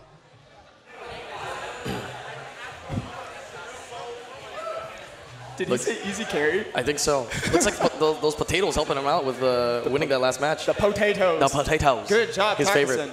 Takasin is actually a frequent member of the Fuse Live. He's actually come through a couple times, giving us a lot of great insight and analysis during that whole first August season. Yeah, thank you, Takasin, for showing us this. Let's go ahead and take a look at what the bracket looks like. Let's see what these guilds are going to be facing next. Show you guys who's versing who. So we saw Say Swag and Epic Fail Alpha duel it out in the beginning. Say Swag again is going to be going up against Shadowvar later, but first we're going to be seeing Epic Fail Alpha and Apocalypse. This is a losing bracket, right? Yeah, this is where they get that second chance correct. to come back. They can work their way up, go through the semifinals, and potentially end up facing the finalist later on. They got some work to do, but they got that second chance. I really like that. Epic Fail Alpha versus Apocalypse. Judging from what we just saw, who do you anticipate, who do you favor in this matchup? Oof. It's rough. It can be anyone's game, especially as we've seen here, the first battle, the second battle, being a little bit more standard, and it really leading up to that third battle. Yeah. I really want to see the third battle. I want to see the 3. The 2-0 was very impressive from Shadowvar. Don't take that the wrong way. I loved watching it, but I'd love to see another round of 3 while we have the Guild Arena battle format to work with, because it's so rare that we get to see something like this live. At least we got to see Rocky and Shao, something a little bit more interesting in the round 2, which was really nice. Exactly. Here we go. Oh, we got the players coming back up here. Apocalypse and Epic Fail Alpha walking up there. They're going to be deciding, hooking up and deciding who's going to be going first, second, and third. Oh, the sportsmanship. Wow. Good job, guys. Welcome to the America's Cup. We're not a bunch of degenerates. Well, now both teams really have to just think about and strategize what they want to do, especially because now they know what's in each other's boxes. Maybe whatever surprises were potentially being held back, it's all known now, right? Because they already had a battle. Yeah. So they're going to be taking some time to huddle up with this newfound information that they didn't have at the start of this thing. They, like us, have been watching this whole tournament from the start, so they have a lot of info to work with. I'm still hoping to see that cleave in the rear. We were right about that, actually. We saw the bombing, right? Yeah, we saw that bomb. I want to see like a Lucian, a Trinity. Yeah, my boy Sai's kind of cleave. That's what I want to see. I know. That's what I want to see. I know you so want Sai to be here. So, do you think that they're going to swap up the order at all? Do you think it would benefit them to put Berg first? They definitely can swap up the order. Yeah, or they can play mind games and not swap up the order. They can do either or. Yeah. So I'm very curious to see what they do here. All right, it looks like we are back here now. Groups are still huddling up. Yep, they're still getting prepped for that next set. Strategizing who goes first, who goes second. Yeah, it looks like they're, if I'm judging correctly just from the pillar, from what I'm seeing up front, looks like they're debating putting Topa up first again. Yeah, it's very interesting. Pretty good. Now, would you be nervous going first or last? I feel there's actually, typically when you go first, there's a lot more pressure, right? But I feel like going last potentially might have more pressure because that means that it's 1-1. As well as you don't got all the monsters to pick from. Last is big, but I actually agree with you. I would actually feel more pressure going first when you have access to that whole monster box. We've been seeing the meta units right in that beginning phase, the Ganymede, Hawthorne, Molong. We've been seeing all that. So having that pressure on you in the beginning to make good use of those monsters while they're available, I imagine the stress is going to be getting to these players a little bit. Although they do seem to have nerves of steel now that we're actually here on September 8th. Yeah, we're going to see the same combo from Topa again. I can't believe we saw that combo back-to-back on both sides, from Topa and then from Wycuz. Same picks. Exact. Same picks. Here we are in the pick ban phase. We have Max Jack Smacks up against Topa V. Topa taking the Ganny again first. Yeah, it's like deja vu. Yeah, I feel like I've seen this before, perhaps in a dream. Max taking Vanessa. This is the first appearance we're getting for Vanessa here. Vanessa Triana. Again, just to reiterate, that ban list for each team is reset once the new matchups start. So now they're free to use whatever units they used in the beginning. Max Jack's got some decent fire units in here. Got resetters, got some damage. He's got the double, what is it? Double sustainability team. The Vanessa, what is that?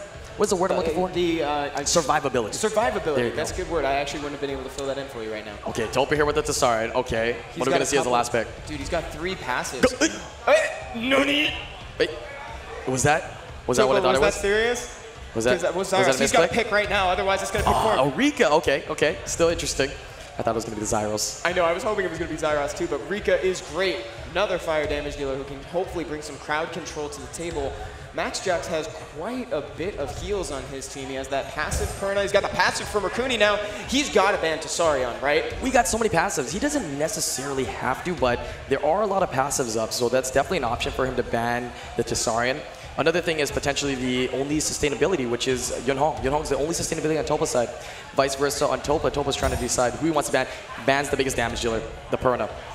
Now this is going to be very interesting here.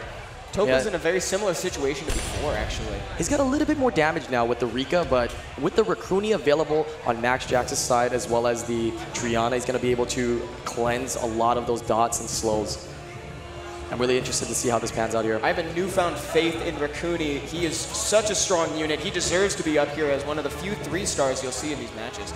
All right, let's see here who he's gonna try to go for the reset here onto Yunhong. Lands the reset. I want to strip in the reset. Able to get, gonna try to go for the sleep. Trying to sleep on Thor. That's so meta. Gets the strip, no sleep on Vanessa. Rakuni going first, being able to cleanse that glancing on Vanessa, so she's gonna have the opportunity here to put defense break after. Okeano's 2 potential stuns on the table. Lands one of them. Okay. Now who's he going to try to defense break, or is he just going to try to do some damage? Vanessa's one of the bigger damage dealers on the team now, so let's see how hard this hits for resisting the defense break. Doesn't land it. He's going to go ahead and reset the Triana here. No potential heals or immunity for Max Jax. Looks like Topa's got the control again. He's really good with these comps and being able to get control of this enemy. Topa loves making it so the other player can't play the game.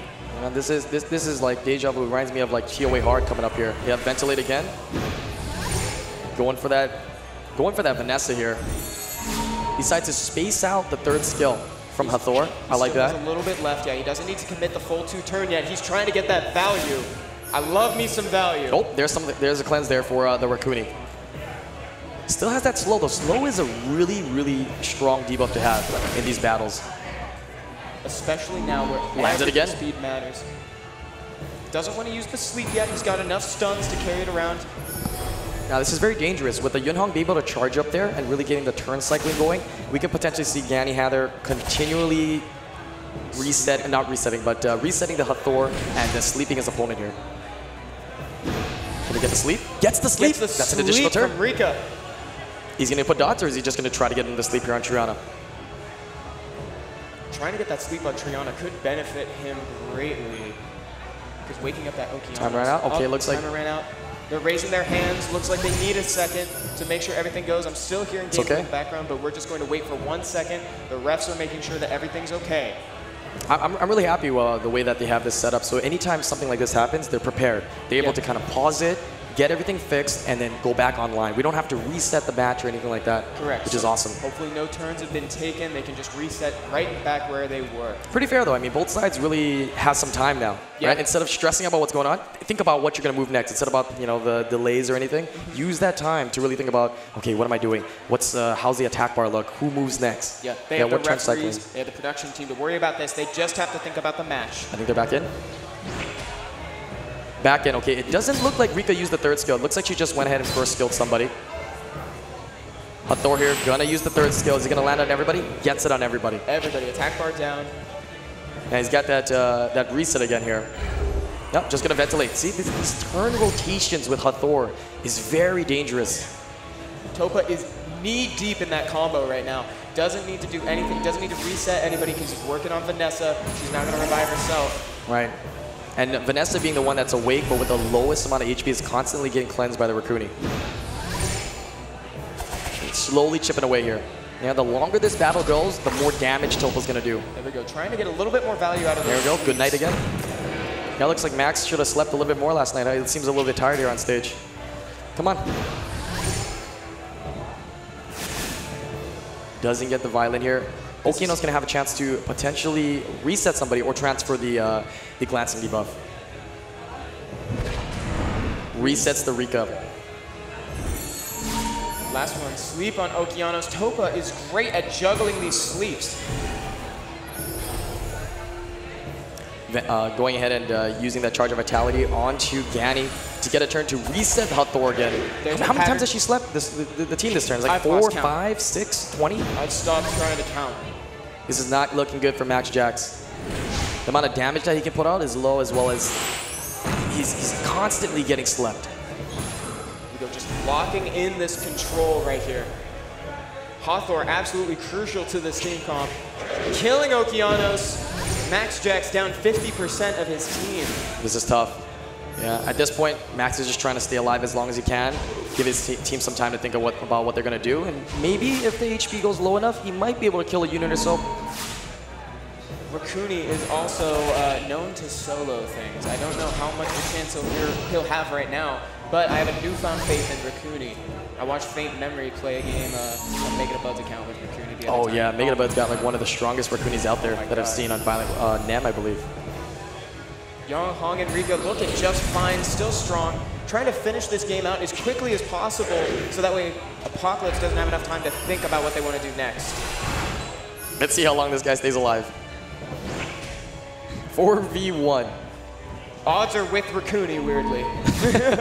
This is the what I heard about the crit damage Rakuni from Max Jax. I'm just kidding. Yeah. What was that I was saying about the odds being in Rakuni's favor? He's on his way out the door. He's barely surviving. Gets a violet. He can heal up a little bit more. He's staying in. This is the kind of thing that Rakuni loves to do. Oh, that's too. Oh, cleanses one of the dots. Barely stays alive here. And I think that's it. I think that's it. Ganymede securing the win. Congratulations to Epic Fail Alpha. That's the first point in this set. Wow. Great match. Wow. Good match, guys. Really good match. I really like how Topa is really sticking to his game plan, playing that, tanky team that, sees his opponent. And, the thing I've noticed is that he only picks that one sort of damage dealer to Sarian, right? And if his opponent bans it, he gets all the supports and CC team that he wants. Exactly. They go after that damage, but Topa doesn't bend his strategy for anybody. He likes to stick to that CC, and he's very good at it. So he's seeing some great sportsmanship at the front, getting a fist bump from the next players. I like that. Yeah, we'll get them ready in just a second here. Yeah. I mean, the Summoners War community is very close, so it's nice to see them, having some good sportsmen. Again, guys, if you haven't filled out that survey just yet, tell us who you think is going to win. Here are the bans on both sides. Apocalypse can't pick anybody on the right, and our boy Empty can't pick anything on the left. Yes, it is vice versa here. Ryujin with the first pick. Let's see what he picks here. Really taking some time to think. Takes Molong. That's typically one of the units we see first. Usually Molong or Gani being picked first. Very strong. That second skill is so great. Having that strip and stun potential is fantastic in the beginning. Yeah, now he's thinking, oh no, I can't choose Gani. I can't choose Gani. Usually, if I see Molong, I want to take that Gani away. There's Wusa. Is this the first time we're seeing Wusa today? This might be, yes. I think this is the first time we're seeing Wusa. Wusa, Oki. Pretty standard pick. Ryujin. Feng Yang. Mr. Feng Yan himself, the Beyblade. More excitingly, the Chilling. I feel like Chilling is a very underrated unit and is actually very powerful in RTA if used correctly. And my boy Chilling. He works really good, especially against those Wusas. Artemil coming in here. Does that mean we see Amelia again potentially? Tableau. I love the Dice Magicians. Tableau. I have this weird love for dice-related RNG, and the Dice Magicians might be up there with my favorite. Well, I mean, you like Morris, you said earlier, right? I love Mr. 100%. I love Morris. Oh, Ryujin notices, takes away the Amelia. Now the thing is, he's not just taking it away and potentially, denying it for Empty. He's actually taking it, and it's going to synergize very well with his Feng Yan. Gatto coming in hot. Empty here. Let's see. Last pick. What he's going to take. The only thing I don't like about Empty's team is it's got a lot of support. It's got some CC in there. It's got some sustainability, but the damage is a little bit low. So he's going to be shooting to get to the end game, or maybe potentially get some defense breaks from the Dice Magician. Meanwhile, in Ryujin's side, he's got a lot of damage. Not a lot of heals, but maybe he's got some Vamp units in there. It's not uncommon to see Gatto ruined on Vampire. And there's that Thesarian. So potentially banning out the Amelia on Ryujin's side to stop that synergy with the Amelia and the Feng Yan, as well as preventing the immunity. You like when I say that? The Feng Yan. Feng Yan. Is that how I say it? Feng Yan? I don't know. People say Feng Yan, I say Feng Yan. I don't know. There we go. Artemail's out the door, so is Amelia. No immunity, no cleanse. However, there's plenty of immunity for the taking now that he's still got Chilling. Usually Chilling is a good sign that he's not going to ban Wusa. Right, he's going to leave that through. So I'm interested to see here how the Chilling is going to come into play. Like I said, Chilling can be very powerful. Yeah, personally speaking, I have Mind Rune on crit damage attacks, so that way he can help in DB10. Yeah. Oh, nice. I have my Rune to use in RTA as well. It's a very good stripper. Yeah. Pretty reliable, really good buffs, and pretty fast. Oh, you know what? Oh, that's what we didn't notice. Looks like the Thesarian was on the list of that's right. of units that couldn't be picked. So like I said before, if this happens, they do give a warning. All the picks, I believe, go about the same, but then that one pick of that Thesarian is not allowed, so they're gonna have to pick at something up. Correct. Oh, yeah, they're gonna first pick. We're gonna have to reset. They're gonna send the first pick to the other player. Now these players have to be very careful on the guilds. They get a warning one time. If it happens again, I believe they just straight up lose the match. Yeah, you gotta be wary of that. So gotta be very careful. It's hard sometimes because you see, this unit counter, plays a lot of units on your opponent's side, but you don't realize that you can't use it anymore. Yeah, it's habitual, really. Like you're used to choosing these units, and so once they're taken away, it's tough. That's the beauty of this format, actually, is that you can't use those units that you're so confident with. I really like this format. Me too. You have to deviate from the meta a little bit. We get to see more. This game has 1,000 monsters to choose from. So now you get to see a little bit. Actually, it's about to have one more too. The light Ifrit's on its way. We're talking about chilling. I'm so excited for the light Ifrit. Dude, yeah, I think I just need a couple more pieces. I think hopefully one more event come to us by the end of this month. We might be seeing light Ifrit get some gameplay. I know, and I think he might end up taking Chilling's place in DB10 for me. A lot of folks might be able to use him in the World Arena as well. We've got a lot of anticipation for that boy. I mean, he does have better base stats than Chilling, right? He is a Nat 5. That's true. Yeah, I'm a big fan of the Ifrits. The Ifrits are probably my favorite Nat 5 family. I'm hoping to still see Mr. Feng Yan in this pick ban phase. Looks like they're going to redo it here. We're back in. Looks like they're going to be going about this more or less the same way. Same nice picks. Coming in. Same coming picks. in hot. Should be the same exact picks in here. Should be the same thing. Now, this does, however, give them a little bit more time to think about what's going to be going on in the battle before it takes place. Now, what is MT going to choose now? He cannot take Tasarian, or Gani, or Hathor, or Rika, or Yunhong, just in case he doesn't know. So I'm curious to see what he picks. Gotta be something with damage, though, I think. You know, and that's such a shame that he couldn't pick Tasarian, too. He's got 4 passives. Would have been great. Would have been awesome. I totally understand why he picked that thing. I probably would have done the same. Oh no, is it gonna run out of time and pick a slime? It is an Ethna. Okay. And Ethna's allowed. Okay. All right. I kind of like that pick. It allows for AoE defense break out there, potentially. And with defense break, everything hits hard. You land defense break on your opponent, you're gonna do massive damage. And she has the extra strip at the end of her 3rd skill too. Might be able to help out a little bit. He actually has a few strip options available. Now let's see what the bans is. 4 seconds left for them to choose. Amelia, I think it has to be the same then. Yeah. I'm not sure if they got the opportunity to ban something different and ban the same, or they just banned the same thing. Still great bans either way. Right. Having Artemio out of there, getting rid of that extra strip option, the counterattack's almost guaranteed, the heal, there's really no downsides to that unit. All right, we're going to move into this battle here. I can't wait to see. I'm really excited to see what MT can do with his team comp. Dude, whenever 2 pandas are united in battle, I get really excited. Yep. Oh, look, he looks ready. He looks ready. Ryujin looks ready. Get he's clapping. Ryujin. He's excited. Oh, he's hyping up the crowd. All right, MT going first. Is he actually debating to potentially sleep? Oh, just skill 2. Okay, he doesn't want to use it. He doesn't want to use it.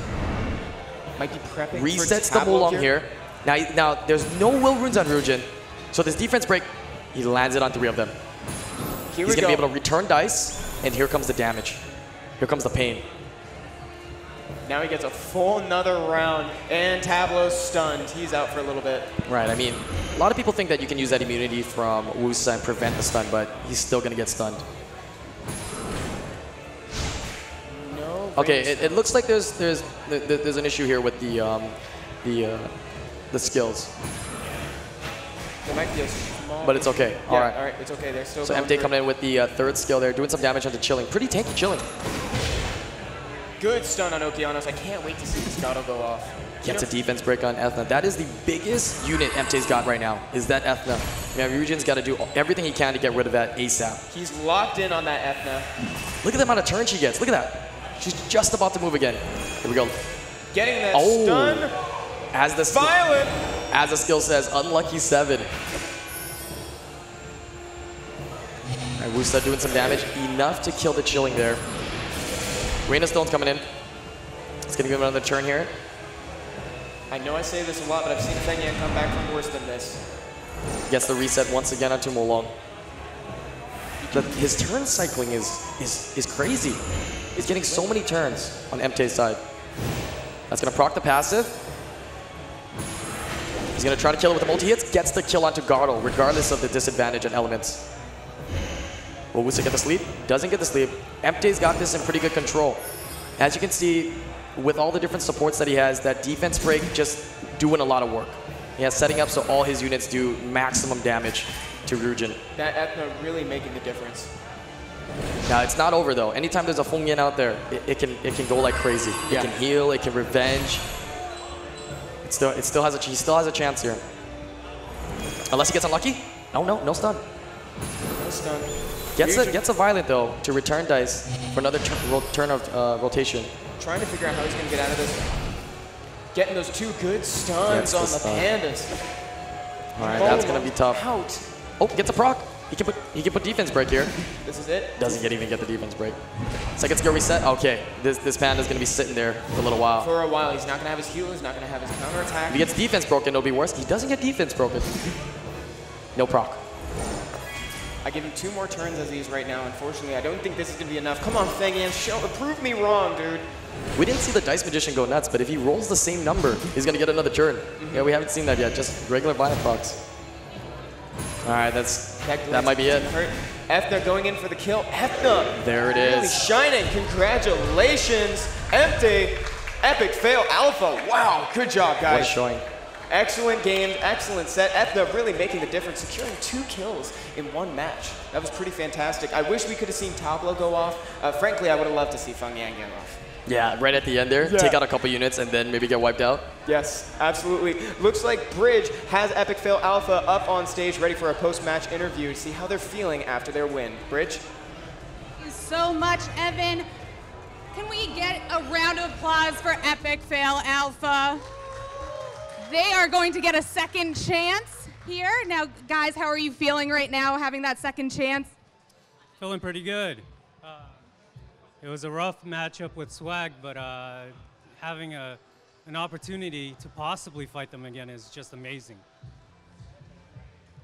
Yeah, absolutely, absolutely. Now, Topa, you went in with that crowd control, starting out really strong. How are you feeling when you got all of those sleeps and got the crowd control down, Pat? I was feeling really good after he let my Yunhong through, since I had sustain, and he basically let all the CC through. Rakuni is not enough. The reason why main lost to Hua is because of the Fire Monkeying too, but Max did not have that in his up his sleeve, so I was able to take the win there. Great, great. Now, Empty, you must be feeling great. You did win that last matchup. How were you feeling when you were going up against the 2 Pandas? Obviously, those can be very difficult to go up against. Pandas are difficult to go up against, but having a resetter is something I typically bring against them. Now, the hard thing is Feng Yan is kind of not relevant when you bring immunity. He's just kind of a dead pick, so he wasn't too tough. Now, Molong's a tough one if he violent procs, but I got kind of lucky. Yeah, absolutely. And now, Burke, you didn't have to go up. How are you feeling about that? I love having teammates who can carry me through this whole event. I mean, that's the goal. The less I have to do, the better.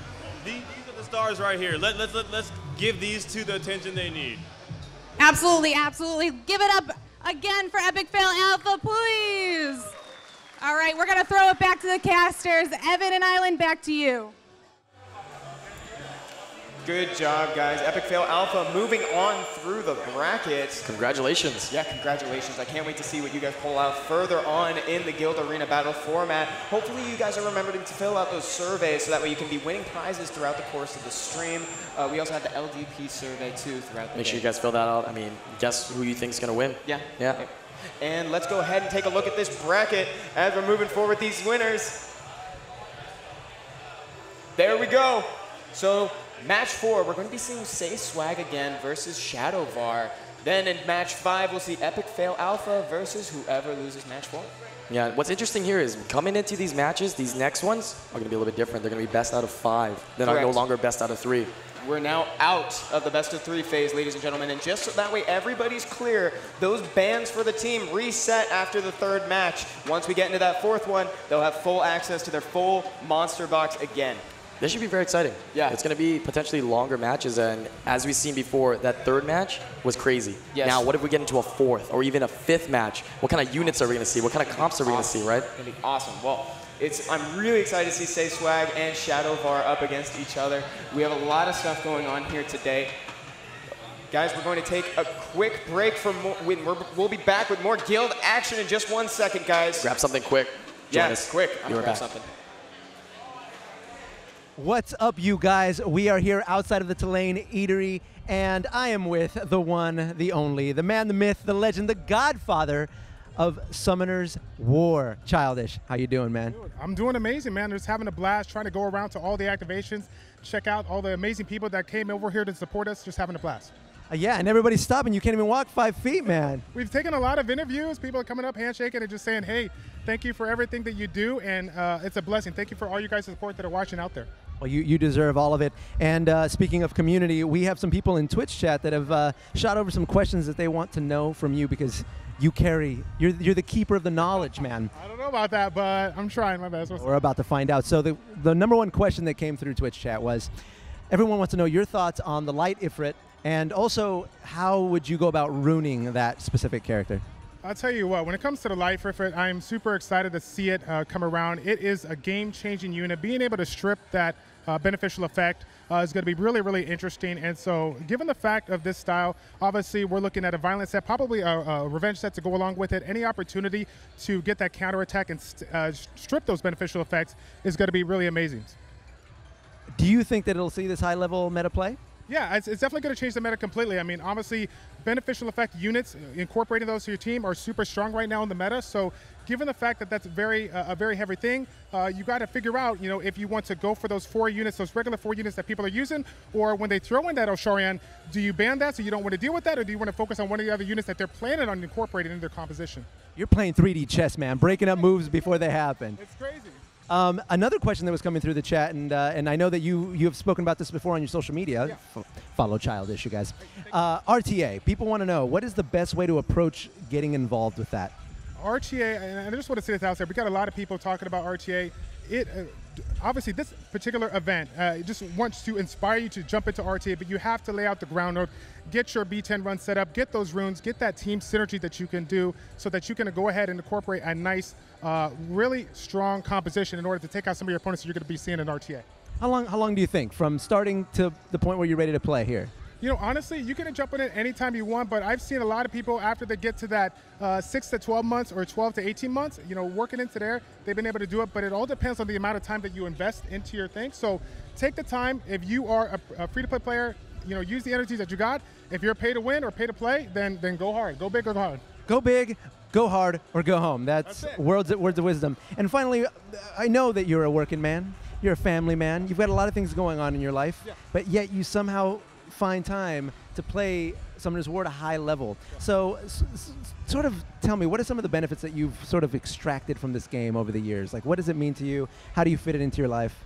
Honestly, and this is something that everyone's going to attest to, when it comes to this game has been going on quite some time. There's a lot of things that have been able to keep it as long as it have, and it is the community. The community is everything to me. The community is what brought me together. They've been supporting me for the last 4 years doing my YouTube and streaming, so I can honestly say the people that are here, the people that are watching right now live on stream there, thank you guys so much for your support. You are everything to us. Guys, this is one of the most wholesome and welcoming and helpful communities that I've ever been a part of. Thank you so much for sharing that information and hanging out with us, Childish. Guys, make sure you follow him on YouTube, Twitch. Yep. YouTube and Twitch. Yep. There it is, guys. Thank you so much. Thanks, Childish. Right. I'm going to shoot it back over to the casters. Thanks, guys.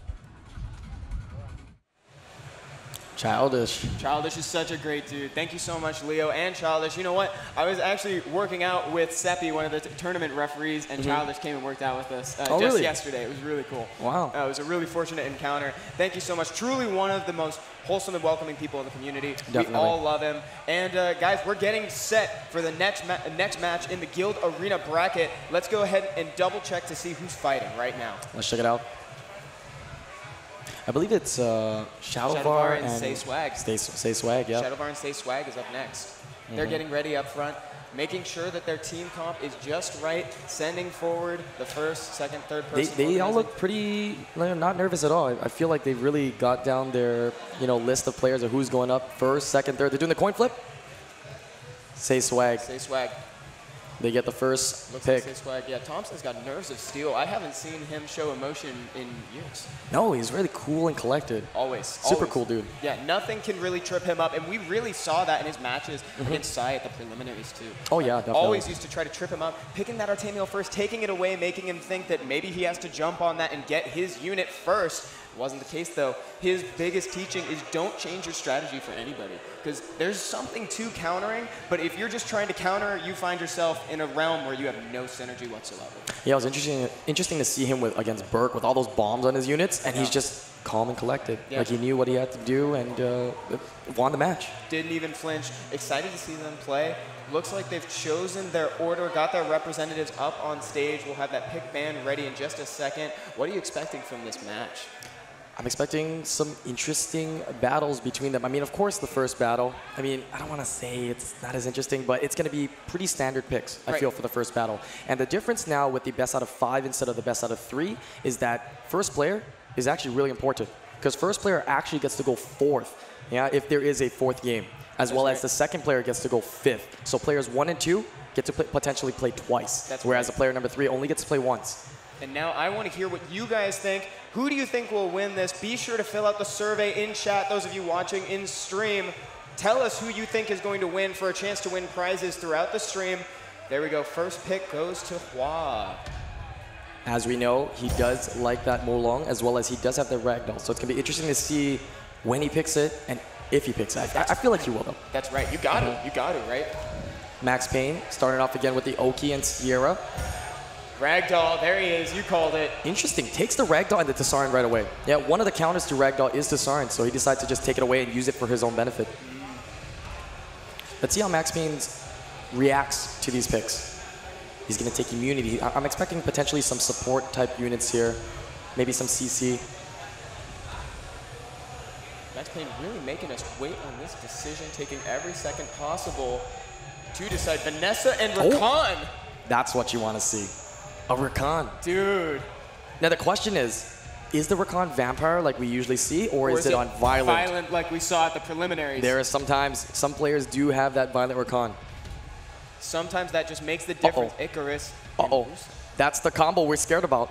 Icarus and Molong. So what do? You let him have that? And let him get, or ban the Ragdoll. Or you let the Ragdoll through. Which one are you going to allow? Yeah, which one do you take? I'm pretty scared of both. Dude, there's really no great option here. Hua has put Max Payne in a really difficult position. Got that Molong set up into Icarus, or you got the Ragdoll. If you were in Max Payne's position, who would you personally pick? I would almost always ban the Ragdoll, but considering that Wombo combo, actually, I would consider the Ragdoll. Yeah, definitely consider the Ragdoll, especially because Max Payne does have those speed leads, as well as Oki is usually going to be pretty fast. No, he doesn't ban the Ragdoll. Looks like Max Payne values taking away that combo more than anything. Smart. We all saw the preliminaries. We all know how that turned out. It was hype, but we only needed to see it once. Interesting to see here. Let's see how fast his Oki is in comparison to Hua's Wusa, which doesn't have a speed leader here. I'm excited. Ragdoll made it through. Me too. It's rare that we get to see Ragdoll in these tournaments just because he's so strong. Deathna going first. Can she get the stun? This is big. No doesn't get it. Wusa. Now he's free to put up the shields and immunity on the entire team. This is dangerous. Max defenses. Shields are up. Does he do this right now? No. Maybe. Does it on the Rakan? Interesting. He thinks he can kill the Rakan. Now, is he going to be able to reset?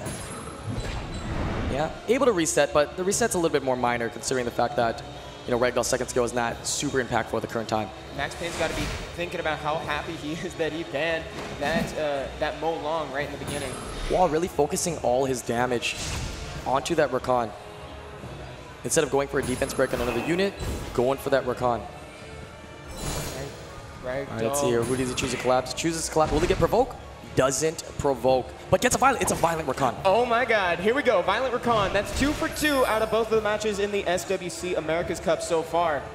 I think he has enough damage here to kill the Rakan one time. I'm starting to think that Rakan on violence are like. I thought they were. He's gonna kill it once. But I guess not. Here he comes. Here comes the second hit from Tsarin though. This could end it. This could be enough damage to kill Rakan. Not enough. Oh. Okay, the one good thing is that Max Payne doesn't have any sustainability, so that Rakan is going to get out. With Hua's immunity kind of ending here, let's kind of see how Max Payne uses that to his advantage to try to put some defense break and get back into the game. Losing out on some turn advantage. Able to stun 3 units. That gives him an attack bar boost so he can get that turn cycling again for Okeanos here. He's really got to take out that Ragdoll. There's so much threat from Hua's side. Hua has a lot of damage on his side, and he's got that turn advantage from Ragdoll. That's something you got to get out of the way fast. That is a really tanky Ragdoll.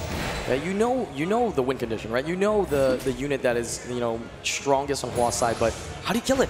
It's so tanky. You have to use so much resources just to kill one unit. He got a couple great strips from that third skill from Ethna. However, it wasn't enough to kill. Can Oki Not enough from Oki either. Nobody can seem to land the killing blow on this Ragdoll, even though he has a foot in the grave already. Wow. Not taking the chance with those 2 dots. He wasn't totally convinced. Look at that heal. It's going to be tough. Yeah, I don't think this is a damaged Vanessa, so I'm not... I mean, it's hard to tell with all the shields, but I feel it's a little bit more tanky. Well, you're not... Yeah, decently tanky, Vanessa. This is a rough one. You can instantly end... Yep, there it is. So it's now 4v1 with the Volcanoes. Enough to kill. Hua is looking very strong in this game. Swag is just 1 monster away from the first point in this matchup. Payne just stalling out here to give his team some time. Very smart play. Just give them all the time that they need to think. Can he get 4-man stun just for the lulls? Just Gets for a 4-man stun. Okeanos carrying the team right here. Hard carry from Okeanos. And that violence going to be it there from Tsarian. There we go. Hua taking the win. Swag up 1-0 in this set.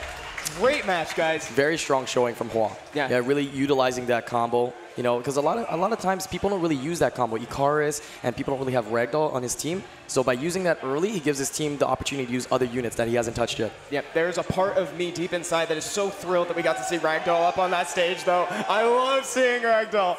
That was great. Prepping the next matches. Takasen versus Thompson up next yet. Yeah, I was really excited to see the combo. I wish the combo went through, the Molong Icarus combo. Yeah, that's great. I'll take Ragdoll, but I do miss that combo. I'll take the one that we got from the SWC preliminaries for the America's Cup. If you haven't seen that yet, I highly recommend going to watch Hua's matches after this because it was pretty cool to see. You're not going to see that a lot. He managed to slip that combo through and it helped him out. Again, guys, if you haven't filled out that survey yet, please do so. Make sure you do. Get those prizes, guys. We're going to be doing that throughout the course of the stream. Tell us who you think is going to be winning these sets. We can tell you our opinions all you want, but they're not going to get you as many prizes as that survey will. Folks in the audience in front of us, who do you think will take it? Swag or Shadowbar? Let me see hands for Swag. That's a lot of hands. That's a lot of hands. That's a lot of hands. All right, let's see the Shadowbar supporters. Let's see it. Hands. They get yells. They get some hands, too. They get some hands. Takasen, I'm rooting for you, boy. Actually, I'm rooting for Thompson, too. Dang it. They've both in my stream one way or another. Takasen bringing that insight on the Wednesday stream. Thompson, I've done push-ups for that man. I've done push-ups for him. Thompson, very smart player. Keeps a second brain in the man bun. I'm interested to see this, how this pans out, because we will see 3 matches no matter what. Yeah. It's a best out of 5. Oh my God, you're right. I'm gonna keep emphasizing third match. Third match. For the finals on October 13th. As well as their guild gets 500 crystals. Everybody in their guild. Everybody in their guild. These guys are fighting for their whole guild right now. All right, Takasen starting off here with the Ganny. Let's see what Thompson responds with the Hathor, taking that away. Funny that we made it through a first round without seeing Ganny or Hathor. All right, let's see here. Molong and Tiana, 2 potential strippers on Takasen's side to maybe get some control going. We do see an Amelia on Thompson's side. Does that potentially mean that we're going to be seeing Artemil a little bit later on? I think Thompson knows Takasen doesn't have one, right? I'm pretty sure. Also, you were right. They swapped the sides. Swag's monsters are banned on the left. Shadowbar's banned on the right. Very easy to compare. Now it's a lot easier for the players as well to know what units were used previously, so they don't make that mistake of choosing it again. Diana, the machine gun pony on Thompson's side. I think Thompson has a certain fondness for the unicorns. Oh yeah, they're great. He's a pony master. Yeah, master of the pony. The gentleman reffing right now, Come To Us Motion actually has the light pony. Oh, Eleanor. Yeah, always been. Eleanor? Eleanor? No, Eleanor. And Helena. Oh, we got all the ponies in action here. All the elemental ponies. All 3. All 3 sisters reunited. Very interesting here. Welcome to the horse races. The last pick here from Thompson, I'm expecting some kind of immunity. He had to really match up against everything that Takasen's, all that firepower that he's got with him. Goes with the Sekhmet. Sekhmet, post-buff Sekhmet. So now that we see the Sekhmet out, we don't see that second immunity from Thompson. We potentially will see a ban onto Amelia. What do you think? With all the CC control that Takasen has, and Thompson only have one form of immunity. I definitely like that option, but not as much as I'm really looking forward to seeing Sekhmet come through. I want to see him steal some stuff. We'll see if he's got some stuff to steal. And she's also got that reset, too, which is also infinitely useful. Amelia does get banned out, taking away that combo with Amelia and Artemil. And now there's not a whole lot to steal either, so...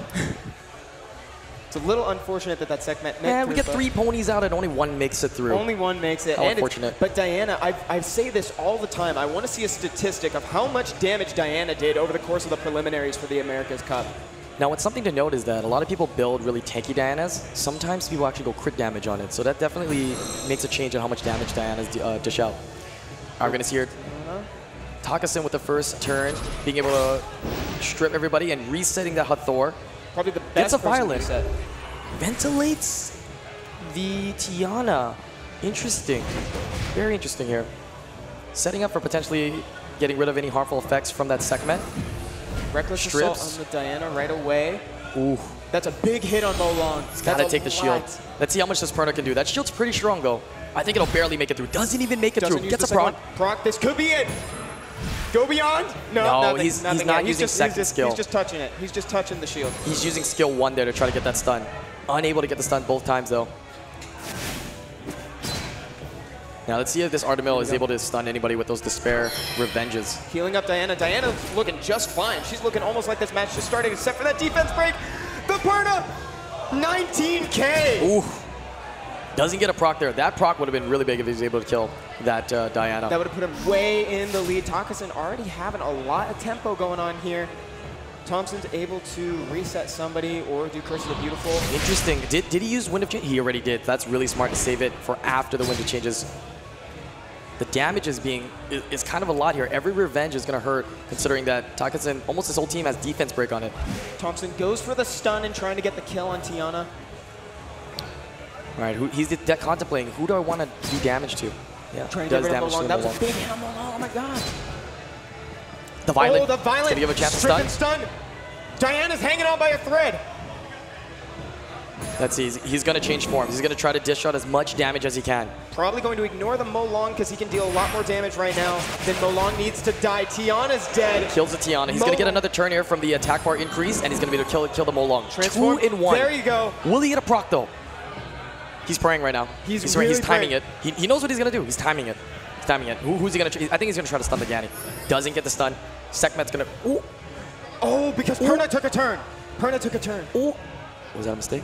It might have been a mistake. Little greed there. He was probably hoping for Sekhmet to take that last bit of HP away from Molong, but Perna doesn't need to be awake in order to get that heal off on her turn. That could have been a big punish. Diana's fine. She's fine. Survives oh my God. 2 barrages from Molong there. She's been at 1% for like 3 turns. All right, this Perna's kind of out of it here with that attack down and glancing on her. Relatively unpunished for missing that kill on Molong so far.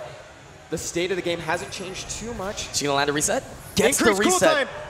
That Perna's in the grave. Oh, but he can reset Perna. Perna's actually not in the grave. Perna's fine. Strip and stun. Triple now it's stun. punished. Didn't get the kill on Molong when he needed it. That kill was so crucial and it didn't happen. Now Takasin really opting to use that first skill to stun rather than use skill 2 for the damage. Is it gonna come back to hurt him? No, he gets the stun. This got me biting my nails. This is a really close match. Molong is coming back, looking healthier every single time that Perna takes a turn. Can he gets the defense break Is on that Wind? Gets the defense break. Chooses to keep his Molong healthy. Hathor waking up. Sleeping Ganymede. Voice cracking. Gets the despair stun. Oh my god! But it's not. Sekhmet is dead. Perna's dead. Both teams down 2 units. Molong is looking so much healthier than he was just mere moments ago.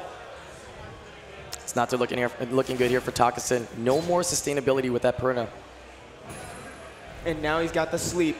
Thompson pulling ahead, putting everybody to sleep. He now has full control over this, healing Hathor while he has the chance. Who does he wake up? Waking up Molong. Gets a Violet. Put him back to sleep. No. Going for the attack break. Let's see if he's got enough damage here. Doesn't have a solid kill on the table, but gets a good stun on Artemio, so he's not going to be proccing any revenge anytime soon. Yeah, skill 2 doing a little bit of damage. The Violent from the Gani. Is it time to reset Artemio? Didn't get the attack bar reduction. This is going to be tough. No Molong sustainability. Is still hanging on. He can't quite get that kill on Molong. There we go, finally. Oh, big sigh of relief there from Thompson. Oh, and that's it. GG. Thompson wins. Say Swag pulling ahead. Wow. That was an awesome game to watch. That was an awesome game to watch. Unfortunately, that Molong kill escaped him early on.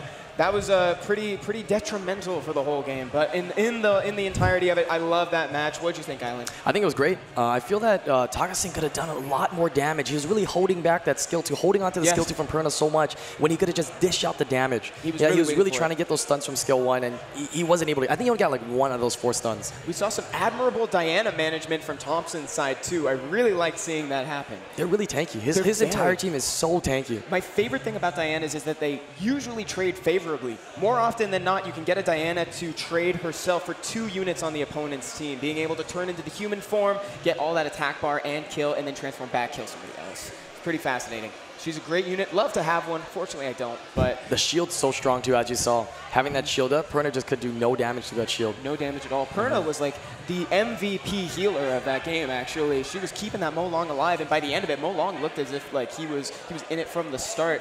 Unfortunately, though, he did end up passing away. That was a great match, Thompson. Looks like they're discussing the lineup right now, seeing who comes up next. Look at this. We got a whole list on each side of units that they cannot use. So we got Ycuz with the first pick. We got DJ on the other side. Gani first pick. All right, Gani hasn't been used yet on that side. All right. Let's see what DJ takes here. Fengyan. Now, is he going to pair with Fengyan with Amelia? No, Josephine. Josephine. Desperado just pulled Josephine yesterday. Really? Yeah, he just got one yesterday. Inspired me to summon. I got Hua, but I already have Hua. Wow. All right, as we know, Josephine does very good against CC comps. So Ycuz still coming up with the Oki in here. So interesting. Is he going to be banning out this Josephine? That's kind of a signal so far that he wants to, but there's still plenty of time left in this pick ban phase. DJ could still bust out a unit. There's Gato back again. What else are we going to see? I'm excited every single pick. Now that we're in this 3rd round, like everything, nothing is off limits here. Orion. We don't see Orion very often anymore. Interesting. Finally, Triana. Where's Triana been these days? And Yan Hong. Triana Yunhong. So does that tell you that Vanessa might be built on damage? I mean, Yang Hong is kind of enough damage to begin with. I'm fairly certain most Vanessas usually are built on damage, as well as Yunhongs have damage as well. Yang Hongs have a lot of attack. He's got a lot of firepower. Yeah, but he only has 1 defense breaker, which is the Vanessa, as well as it's the speed leader. So I'm curious to see what the ban will be. There's Diana. Speak of the Diana, and she shall appear. DJ with a little bit of a different team comp. Yeah, it's not something you see fairly often. But it's pretty inspired. I like what I'm seeing here. You don't have any tradition. You don't see a whole lot of heals on that side, except for Feng Yan's additional support. Banning the Yang Hong. Yang Hong was pretty much the only hard ban on that side from what I was seeing. And Diana's out. It's like we just talk about her and then they take her away. Now it's going to be interesting. Like we were talking about, Ycuz doesn't have an insane amount of damage right off the start. Yeah. So I'm curious to see how this battle goes on. He's going to try to really control DJ. Yep. And then try to go ahead and finish him off. Leader skills being picked. Defense leader skill. Okay, doesn't opt for the speed lead from Gato. Doesn't want to mess up the turn order. Yeah. So takes that defense. Okay. He has him moving the right way. Gato's looking pretty safe right now because like that 3rd skill from Oki is the only one that actually does multi-hits. Going first here, double reset. Very hard to deal with, as well as DJ with no immunity on his units. This is going to be a rough one. He can actually ventilate the Oki if he wants to for another reset. Chooses to do some damage instead. Can he get a sleep on anybody? Try sleeping Garo. Nothing really comes from it though. Gato being one of the damage dealers on DJ's side and a little bit hard to deal with as well. So Ycuz notices that and is trying his best to get rid of it ASAP. Ycuz has got Gato right where he wants him. Now he can do as much damage as he wants. Try to get through that passive. He's setting up for this Oki here. This might be it. If he's going to do it, this is going to be it. That's it. I think he's gone. He's gone and Gato is out right away. Here's that ventilate again. So powerful. Gani Oki. Very, very hard comp to deal with. Being able to reset multiple targets, CC multiple targets, and then ventilate again for another rotation. He has full control of the board right now. Ycuz is in a pretty good spot. Gets a Violent. This might help him out. Anytime you see a Feng Yan on the board, still got a chance. You can't count that team out. Once he goes into Beyblade mode, there's really no saying what he's going to do. This Orion can bounce a couple times too. Let's see him do it. He doesn't have the skin though. Yeah, I do prefer that Beach Orion skin. See? No if he had bounce. that Beach Orion skin, it would have bounced. Yep, probably. Once you get that coconut, the coconut's a guaranteed bounce. Definitely. Defense break on Orion. Maybe I think that was probably the safest play. Able to constantly reset. Even though Josephine's cooldown is really short on her passive, it's just constantly getting reset here. And DJ's getting no moves at all. Working down on that Josephine. Ignoring the big Feng Yan in the room, though. He's leaving him for last. Yeah. All right, this is stuck. He's just going to go for reset. Goes for the reset, so there's no revenge, no heal coming out of Feng Yan. That additional support is really going to make the difference in this late stage of the game. No defense break. Feng Yan's just fine. Making sure that Wykuz knows it. Yeah, so Wykuz doesn't have a lot of damage, but he has so much control that he can just take like 50 turns and slowly chip away at his opponent here. Feng Yan having defense breaking on Ganymede. Gets the stun. Stunning on Okeanos. Can you provoke? Oh, goes for a stun as well. This could be the start for a turnaround for DJ. He's not able to get a whole lot of damage on that Josephine. The only chance is Feng Yan doesn't get stunned. He was so close. He resisted one of them, though. He was so close, too. Josephine's just fine. Josephine does get her turn from the passive there and cleansed out of it. Gets additional to stun. No, doesn't get the stun. Going opposite element doesn't help there. Keeping that additional support in the counterattack down on Feng Yan. Not landing those debuffs. No stun. Oh, doesn't kill it. Didn't kill. No addition. No second skill. No free second skill on Vanessa. Trying to keep that Feng Yan down already. I see your plan, Wykuz. This is cruel. Is he going to get the stun again? Gets the stun. It does resist. And the sleep. There's always the hope that Feng Yan procs out of this, but it doesn't. It's not looking good. He does have some resistance on the Feng Yan. Yeah, he does. The Feng Yan's resisting quite a bit of stuff. He's got to make it through this round if he wants any hope of that Feng Yan going off, but I don't think it's going to happen. That's enough damage to take out Feng Yan. That was a great match. Let's go ahead and give it off to the players. We're going to see Bridge. Wow, they take it there 3-0. We're going to send it over to Bridge over here. That was a great win, guys. See what they have to say.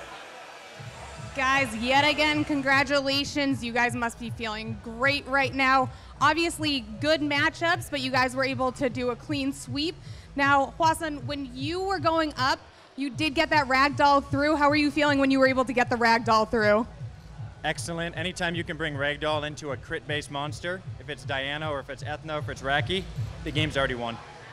Yep, absolutely, absolutely. And now, Thompson, you know, I noticed that your Artemil was stunned up and your opponent decided to get rid of that stun and you were able to heal up Diana. Do you think that held you in the game for longer? First of all, he's a great player. I got really lucky, and my Diana had a lot of life, so that saved me. Yeah, absolutely. I noticed the HP on that Diana was crazy. Now, why? Because you did 2 resets right off the bat. Do you think that was, you know, the start of your win that round? I mean, either way, Ganioki as double resetter is very strong, regardless of what the team you're playing against is, for control purposes. Absolutely. Well, congratulations again. Everyone give it up for Say Swag again. All right, and back to you guys. That was awesome, guys. Good job. Good job securing that 3-0-2. We didn't even have to see the 4th and 5th round. What a strong showing for Swag. 3-0ing their opponents there. Surprising. They didn't even have to go through the reset. Next, we're going to have Epic Fail Alpha up against Shadowvar in the semifinals of the losers bracket, who will move on towards the finals to fight Say Swag again. This is right where we thought we would be, guys. People were saying Say Swag is one of the strongest guilds here. They're showing it. They're making their way through the bracket, ready to take down whoever's over there. Now, is Epic Fail going to be able to win this one and make it through? Who's going to get through? Keep in mind, they're going to be playing a best out of 5. This is going to be another best out of 5, guys. It was really impressive seeing Say Swag make it all the way through with no reset on the ban list. Exactly. Yes, they actually made it through with all those kind of unorthodox. Because after the 3rd match, they reset. Everybody can use anything they want for the 4th and the 5th match again. It resets. Correct. After the 3rd one. So hopefully we see that in this next matchup. I'd love to see it go to a Game 5. And hopefully those of you guys who filled out the survey are correct. That means we're going to be doing another survey later, so that way you can do, you can say who you think is going to win the next set. Here we go, a key moment from some of the last rounds. Let's take a look at some of these replays here. All those stuns, all the control on Feng Yan. He did a great job keeping him locked down. Constant resets. Because we know, what do I love to say? I've seen Feng Yan come back from worse than this, and he made sure that Feng Yan did not come back from this. Yeah, double reset is really hard to deal with. I almost never let it through if I can ban one of them out. It's so difficult to handle. He didn't even give him an opportunity to come back. Very impressed by how well he kept that Feng Yan under control. Interesting to note as well, they moved Thompson from the last position up first. They put some heavy firepower right at the start of their guild battles. That's true, they moved him up pretty far up in the bracket. It looks like it worked out.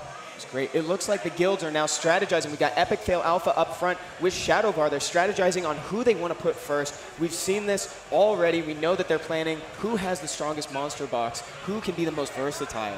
I'm really excited to see who they put forward. This is going to be really interesting. Yeah, like I said again, player 1 and 2 have a lot of pressure on them. Yeah, potentially playing 2 out of the 5 matches. Yeah, I'd love to see Burke cleave again, but if I don't actually see him do that, then that's fine. I can deal with just seeing Burke play the game normally. He might cleave again if he's confident in the speed of his teams and what his opponent is picking. He might actually do that. Now we're in the point I really don't know who to vote for. If I didn't know who to vote for before, this is even worse. I love both these teams. I love these guilds. I can't say who I want to win, but I'm really looking forward to seeing the matches. Make sure you guys fill out those surveys. Let us know who do you think is going to win this one here. Please fill out the surveys. We have a whole bunch of prizes waiting for you guys, so fill it out. Energy, scrolls, everything. I think there's even a Devilmon up for some lucky people out there. Fill out the survey to be eligible to win. We got the guilds waiting up front. We got Epic Fail Alpha versus Shadowvar coming up next. Let's go ahead and see how they're doing. Looks like they decided on the order, and we're just ready for the coin flip right now. Here it is. Got Seppi. Who gets it? Epic Fail Alpha. Getting the first pick there. That's interesting. So they look kind of shocked. Did they not expect to get first pick? Or is it that they get it so often that they're taken aback? All right, so it looks like we got Topa up here. Topa, why fix what ain't broke, right? Put Topa up front. Topa can take the brunt of it. We've seen his crowd control in the matches before. We know he is unflinching. He doesn't counterpick as much. He just wants his strategy to go through. Exactly, and now that he's able to go first, potentially we see that 4th match, he's going to have to change it up. He's not going to be... Oh, actually, he can use that same strategy again. Resets after 3. That's actually really smart. Ladies and gentlemen, for those of you that have forgotten, this is a best of 5 now. After those first 3 matches, those bans reset. Here's the pick ban phase. Let's see what Topa... I'm assuming Ganymede. Ganymede first pick here from Topa. Great assumption. Let's see what Max Payne does. Sierra Hathor takes away that Hathor from Topa. That's one of his key units for his team comp that he likes to use a lot. It's essentially a second ban at this point. She goes so well with Ganymede, and we know that Topa loves Hathor. Yes. Takes Triana in. Kind of deal with some of those harmful effects on Max Payne's side. She's going to help dodge Ciara's bomb. The sleep Amelia, bringing an additional form of immunity, always a good choice against these teams. Double support here. That's a pretty strong start. Is Max Payne going to counteract? Is he going to bring immunity himself? Is he going to be a little bit more aggressive, bring strippers potentially on his team to take away those immunity buffs from Topa? I would weigh on the latter, and it looks like he brings Diana as that stripper. Takes that stripper. Keep in mind, Hathor is a stripper as well. Oh, single that's right. target, She's though. got that single target. Now he has 2 forms with that single target. Exactly. Now, let's see where the damage is. Topa's damage before was Tsarian. Where's going to be the damage? Is it Rika again? We should have known. Again. We've seen him in this situation before, and he picked Rika. Exactly. The Tsarian was taken, so he used Rika. This seems to be his core team. That's his core set back once Tsarian is chosen. Last pick, there's a lot on this last pick. The first match, Epic Fail Alpha versus Shadowvar. Chow. Chow. My boy Chow. You love Chow. I do. I have this weird love for Chow. Great Very unit. interesting. I actually pulled him on the day of the finals at SWC 2017. I'm curious to see what the bans will be here on both sides. Max Payne's got a lot of firepower. Yeah, he's got a lot of firepower on his side. Lots of damage, not a whole lot of sustainability, though. Really, the only thing that I'm seeing here is shield from Diana and the passive heal from Chow. Like we're discussing about that stripper here, one of the biggest strippers is that Diana, so takes it out on Max Payne's side. And of course, Max Payne taking away one of the biggest sources of sustainability that Topa has on his. Triana will have to be the good girl that she is, pull out those heals that cleanse that immunity. This is going to be interesting. It's a lot of crowd control on Topa's side and no immunity on Max Payne. So if he doesn't have any immunity, he's looking to snipe and kill something. And this is different from what we've seen before. Topa really only has like one form of control and then the single target freeze from Amelia. This is less control than he normally likes to have. He's got Ganymede's reset and the attack bar reduction though. All right, we got Hathor first turn here, but it's interesting. He's not going to be able to actually sleep the Amelia because Triana's going to cleanse it, but doesn't even land sleep on Triana. No will on Max Payne's side. He's going to set up here for the Rika. Rika's going to wreak havoc. Oh my god, I didn't know that I was. If he gets attack speed slow and lands these dots, it's a lot of harmful effects. Gets every single slow as well as 2 stuns. Good job, Rika. Wow. Rika wreaking havoc. Gets that defense buff up. Reduces the damage greatly that any of these damage dealers are going to do, either Tsarin or Chao. You're going to notice the damage is going to be very little. Look at that. The defense buff, the slow on Tsarin. There's not a whole lot going from Max Payne's side right now. Again, attack speed slow is huge for Topa here. He's going to be able to get so many different turns, slowly chip away at whatever target that he wants. Big stun. Stun on Chao, stun on Ciara. This is great. The whole team. That's the whole team. Are you happy now, Topa? You've gotten everyone. Welcome to TOA 78. Yeah, welcome to TOA. Topa style. Ladies and gentlemen. Wow. There we go. Even with the additional turns, can't do anything because everything's been reset. Topa is looking so strong for Topa right now. He wants that first point early. Skill 2, stun. Stunning everybody. Look at that. Dude, he's able to secure the entire enemy team even with just that, even with reduced amount of control. That's enough to kill Ciara. Calling it right now. Tsarin. Oh, the counter. The counter, interesting. I think that's gets the freeze.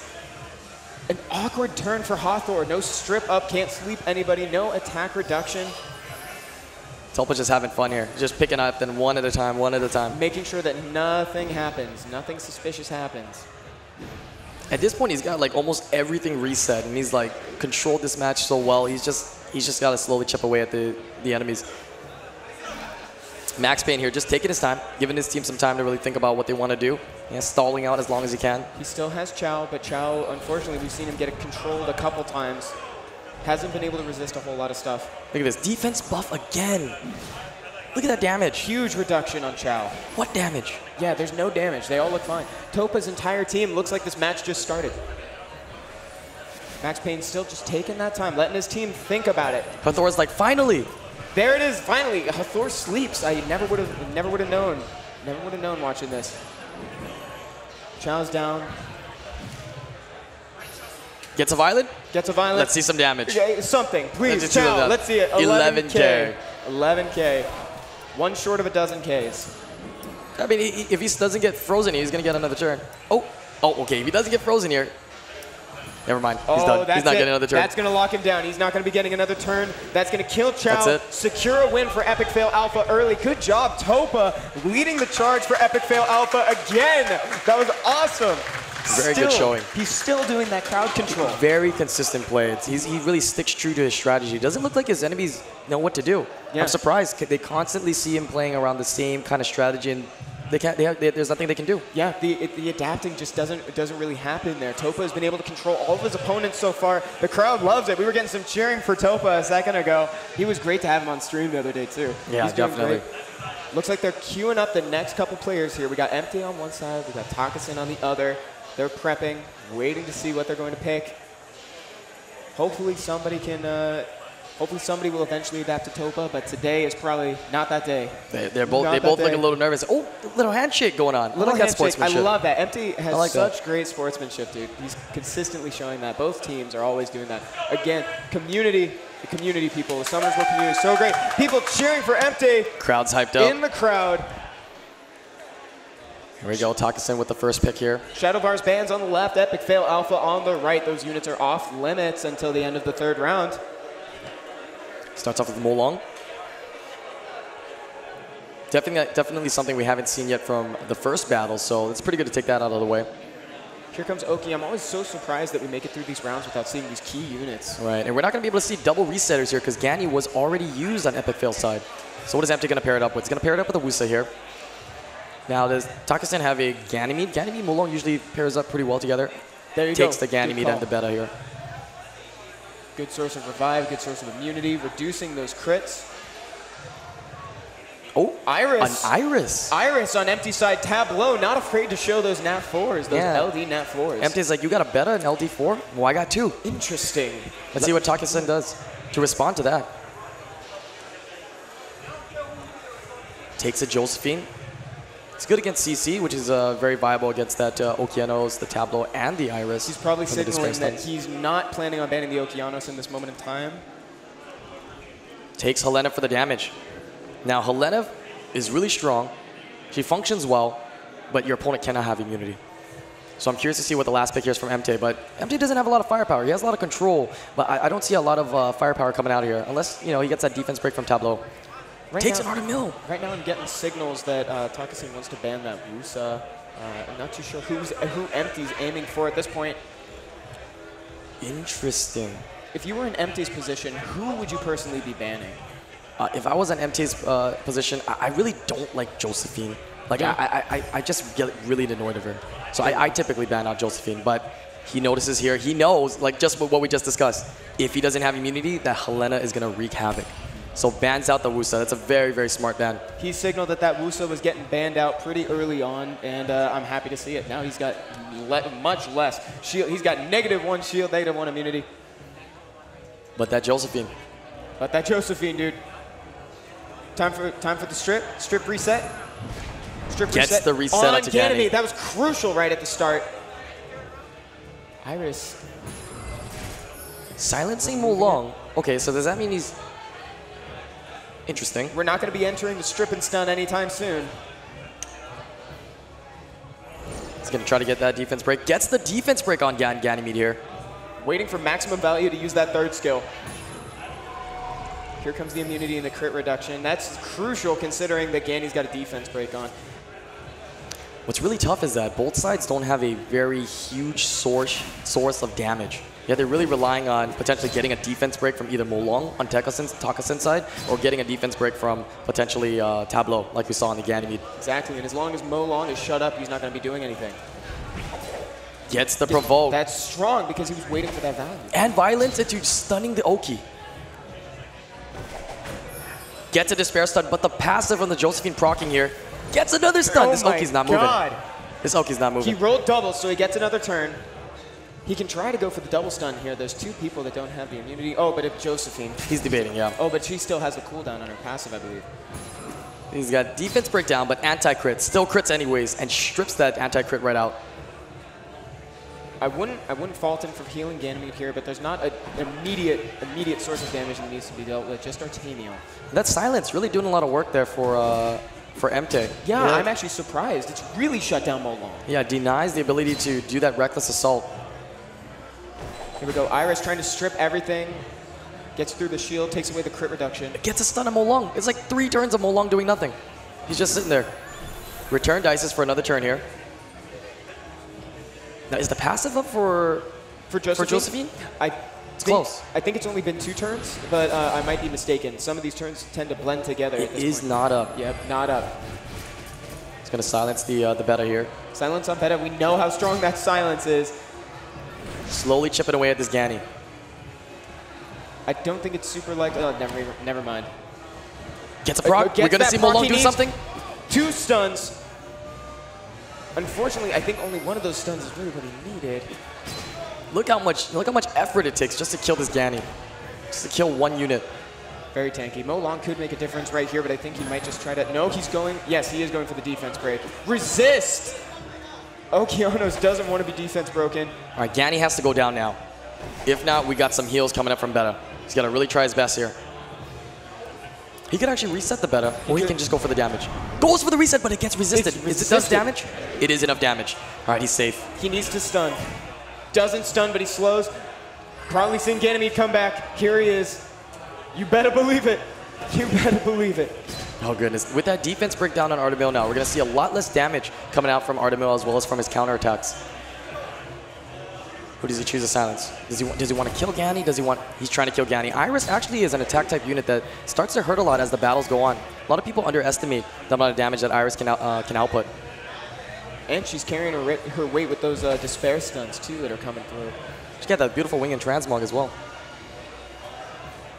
Probably putting up that immunity in the anti-crit. I think that's probably a good way to go. Oh, it looks like the attack. Looks like he's not able to click. Looks like the timer is gone on this match. We'll see if we can get that rigged up for him. Not to worry. We always can pause it, so I think they're going to just fix that real quick, and we'll be right back into it. Interesting here. Out of all the matches we've seen, this is one of the slower matches. Yeah. Yeah. Both sides having sustainability, both sides not having an insane amount of damage. So it's nice to see the battle kind of, take a little bit more time, and players having to really decide what they want to do and try to defense break and stun and control the battle. It's so interesting seeing Molong controlled in that way. That silence absolutely broke Molong in the beginning. Like, he wasn't able to do anything until so late in the game. He noticed right away that, Molong is the biggest source of damage, one of the biggest kill threats that Takasin has. So he wanted to control that Molong as much as possible. Here we go. We got him back in the match. Back Putting in up here. that immunity and the anti-crit, just protecting his units a little bit longer while he has that slow on. He's going to really deny this CC from Oki here. Now, MT knows. Next target here, he's got to take away some of that sustainability. He got the anti-crit. The double roll of 2s. Using that return dice, he can reset anybody he wants. Probably going to be Molong at this point. No, choosing Resets the Wants beta. to keep that heal under control. And by heal, I mean revive. Wow, these additional turns. This is great. And He the double gets another- 6. Oh, but Josephine cuts in because she was stunned. Ooh. Here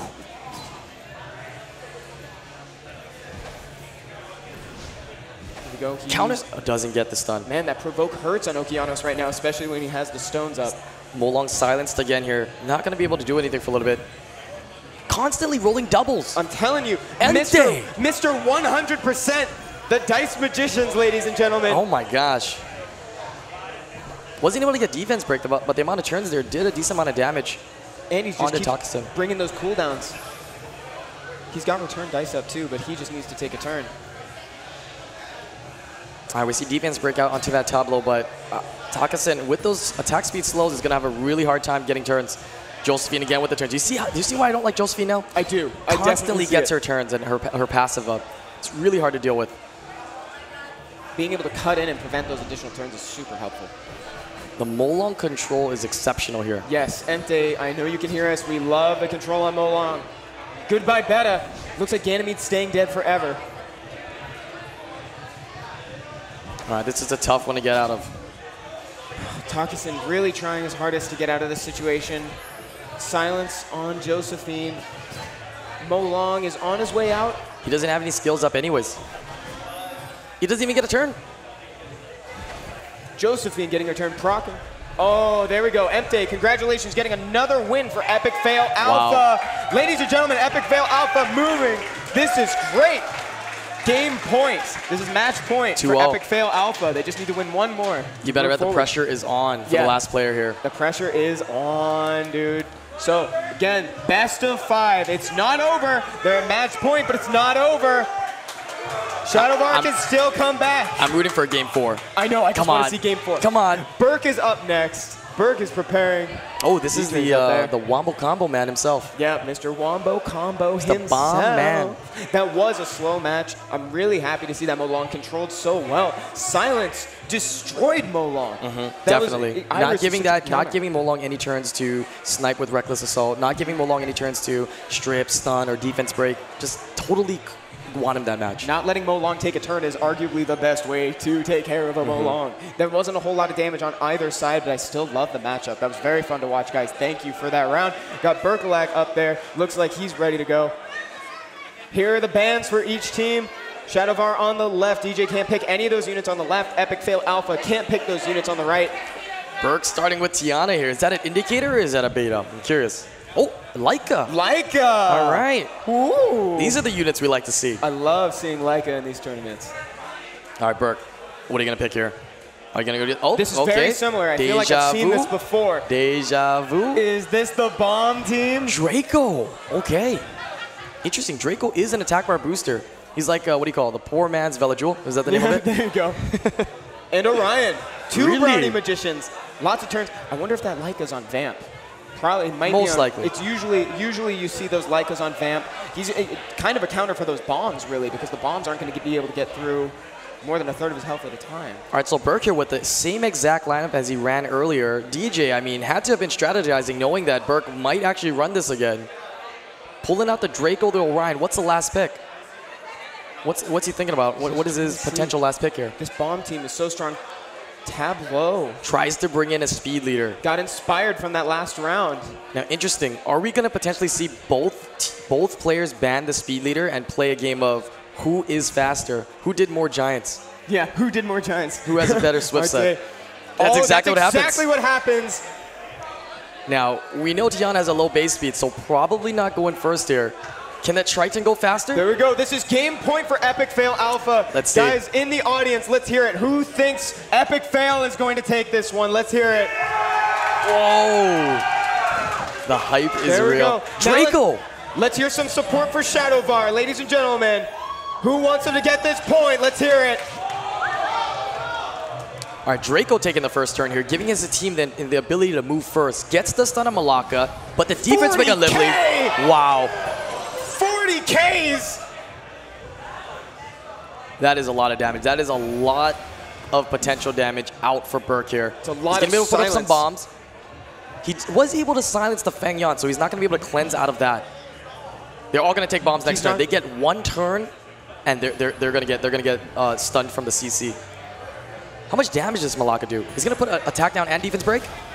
Gets it on everybody. Oh, except for Feng Yan. Doesn't get the attack down. Burke has a lot of control of this battle here. Back. This actually hurts. He's down a unit. DJ's down a unit too. Malaka's on his way out. Orion's gone. Suddenly both teams are down 2 units. Feng Yan is still alive. 1 HP. Leica! Oh no. Oh no. Able to crit on Win. From the Win. He's not going to Can glance. he crit? Is he gaining health? Is he on Violent? Or No, Vampire? he's definitely on Vampire. He's Look at on that Vampire. heal. That's a big heal. Leica could solo this. He's got to get a defense break. Leica could potentially Does solo. he get defense break? Can he push back the attack bar? Can he get the pushback? He's got to try to push it back. It's got to get he pushed back. Needs it. That's his Leica only chance. Leica can take this. Leica can really take Gets this. the attack bar reduction. But he procs it. He procs it. Leica might do this. No. Oh my God, DJ. Wow. Oh, the crit was just not enough. Oh, this is my gosh. DJ with the Leica. Oh my God. DJ with the Leica. 1 HP and a dream. 1 HP and a dream. Oh my God, he did it. We made it. It was a long journey, but we made it. Oh my gosh. Wow. Oh my God, DJ. Shadowvar showing him some love, getting that point. That was incredible. That's the kind of matches you see. You see why I say I like to see match number 3s? Yes. Yeah, I like to see the matches that go a little bit later on. That was fantastic. Denying Epic Fail that match point. We're moving on to a 4th game. The bans are reset. This is a fresh match now. They have access to their full monster box. That was so close. The attack bar reduction there from Triton.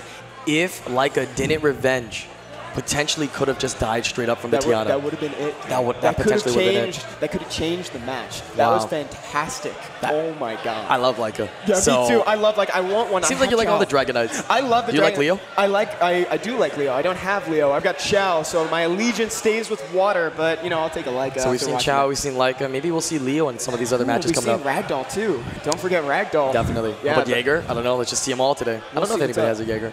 So it looks like Topa is back up on stage there. All right, here we go. Topa match back number up. 4. Again, guys, this lineup is the same. This lineup resets. They can use anything they want. Anything. Topa can play the same combo. Takes the Gani Hathor. That's a really strong start. I mean, I use Gani Hathor quite often as well. It's very hard to deal with. The least favorite combo. We've seen, this is weird deja vu from Topa. We know what he's trying to do. He hasn't changed his strategy once because he hasn't had to. The one thing we're wondering is what is going to be his last pick. He's been, fluctuating between Rika and Tessarion. Both of them available to be used here What does he take? Max Payne adapting. 2 forms of immunity on the table. Really to block out that Rika if it gets picked. Really to block out that Tessarian as well. Topa actually did some really smart picking this time. He left that last one open so Max had to assume what he was going to be picking. Topa really has an answer for a lot of different units that he's up against. He does. Topa's a very smart drafter from what I'm seeing. Also, Max Payne adapted really well to the strategy. I still think he's going to be doing pretty well in this game. Banning out that control, banning Young Hong too. But Hathor Ganymede slips through. Hopefully the double immunity will carry him through this match. This is tough. This is going to be a battle of stripping and placing immunity. Match point, Epic Fail Alpha. Shadowvar needs this to take us to game number 5. They have a good chance. I like the lineups on actually both sides. Topa's getting lots of support in the crowd. It's getting pretty hyped up in the crowd here. Yeah, folks are standing up. All right. Strip and sleep on Molong. Will he take the immunity? Yes. He does not want to get reset by that Ganny there. This is what we were talking about. Max Payne is learning. That's this format. You don't always have the chance to adapt, but now that we're in game 4, Max Payne can show what he learned from that first match. Takes immunity for his entire team here. Procs out of immunity himself though. I don't know if that was the best Violent proc.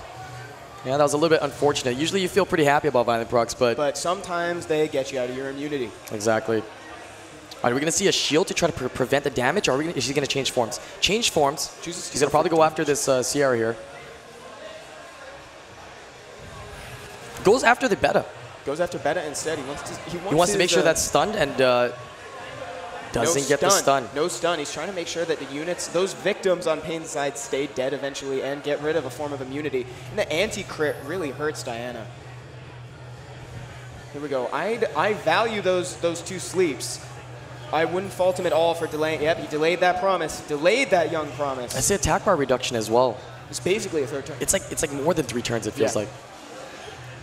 Ciara could detonate, but she chooses to detonate the bomb instead, making sure that Triana takes all of that. Gets another turn. Wow, this could set up another bomb on Triana, secure the kill, or you could put it on a horse. That's what makes her so dangerous. That's why I was very curious why he was going for the Beta there. I mean, the biggest source of damage, your biggest threat is that Sierra, no matter what. You want to make sure you control that Sierra. It's a huge source of damage. Look at that shield, though, preventing a lot of damage here. Double procs. Diana not looking a whole lot of worse for wear despite having that bomb just go off on her back. Ventilating Hathor, trying to keep those units asleep. Again, we see Mo Long almost useless. Beta getting a Violent proc here. Not gonna change too much. Able to make sure that the Sierra goes first, potentially maybe can proc and get a bomb out. We'll see if this yields any results for Gets There's the that proc turn. into the bomb. And that means he also can detonate and get rid of something ASAP if he'd like to. Max is deciding. You can see his finger hovering over the tablet. Diana or Triana or Hathor. What? Wants to prevent the CC that's about to happen. Very good move. We'll see if it gets through the shield. It's a big shield. Stuns the Sierra here. Good heal. Cleansing Hathor. Putting the immunity up. Gets the reset. Prevents that immunity from Beta coming up. Good proc. He'll have Ventilate up later. Look at that Mo Long under control. Like, Mo Long's just not moving. There's something to that. There's a whole different game inside of the RTA, keeping Mo Long under control so that he can't affect your board. Uh-oh. Topa's getting the board and setup control that he likes. This is what he likes to see. This is Topa's end game. Yeah, look, he can ventilate again. Look, she has sleep again. It took a second to get here, but we're in the cycle now. He's knee-deep in his strategy. Again, game point for Epic Fail. If Topa can do this, if he can keep up this tempo, he could secure the win for his team. Gets that additional turn. He's going to be able to reset Sierra just in case she even procs out. Pony form to human form. That's a pew pew pew. I heard it in the audience. Pew pew pew. He's going to use that third skill again. Look at this. Another one. They're asleep. They can't get up. They can't get up. Look at that ventilate again. All you need is that one Violent from Ganymede and his turn rotations to really get that ventilate for Hathor again. Chooses to start working on Wusa. This is a Diana show. Diana is doing a pew pew pew show. It's pew pew pew. Welcome Diana to the gun show. Mm-hmm. I mean, she's just waiting to get a proc one time, one of these transforms. Wusa trying to help his team as much as possible. If Beta could try to get a turn. Doesn't get the sleep. Maybe that's for the better, actually, that Hathor didn't strip that there. Betta's going to have a revive up next turn. Topa's trying to figure out where to go from here. Because with that, he's going to be able to put the dots onto Molong by stripping those buffs. Now, is he going to get a double Diana turn? Good Gets the double Diana turn. Double Diana. Pew, pew, pew, ladies and gentlemen. Look at all these dots that he's going to put. Does he go for Molong, or is he going to change targets? What's your decision? It's all under his control. Betta looks like he's not able to click here. Looks like we got that timer. Oh, goes on Betta. Looks like we have that. We didn't get that timer at the top. We got to give him a second. We got to recollect here. We got to collect themselves. Looks like he gave a thumbs up, though, that it was the right target that he was going for. I think he was going for the Betta. Yep. I'm glad. So I think everything's okay now. It's nice that they can pause this at any moment. That way we don't lose any of the action. Again, Betta has, I think she has the revive up next turn, trying to get the stun. Maybe not. I actually believe that Betta doesn't have anything up. Nothing? Did he reset her recently? I guess I'll find out. Actually, we're not going to find out because they're going to go sleep right now. They're going to go to sleep. I guess I'll hear the answer in a second. Oh, she's awake though. Attack bar did get reduced. Now she's not going to have anything up. If she had anything, even one turn off cooldown, it's gone. Then it's gone. He wants to keep working on that Betta. He had the option to sleep her, but he wants to keep, he's happy with this target. At this point, I just want to see this Diana go crazy. Just for the lulz. Have we not seen her go crazy already? Here this is like... Here it is. Is she going to get another turn to do it again? I think that's 5%. And no. I think that's 5%. Topa might be resting easy thinking that that's 5. That was 5. That was 5%. Betta's done. Quick mass. That dot kill. Confirmed kill. Additional turn from Molong. He could get some stuns here. It's a little too late. There's not enough left. Topa carrying Epic Fail.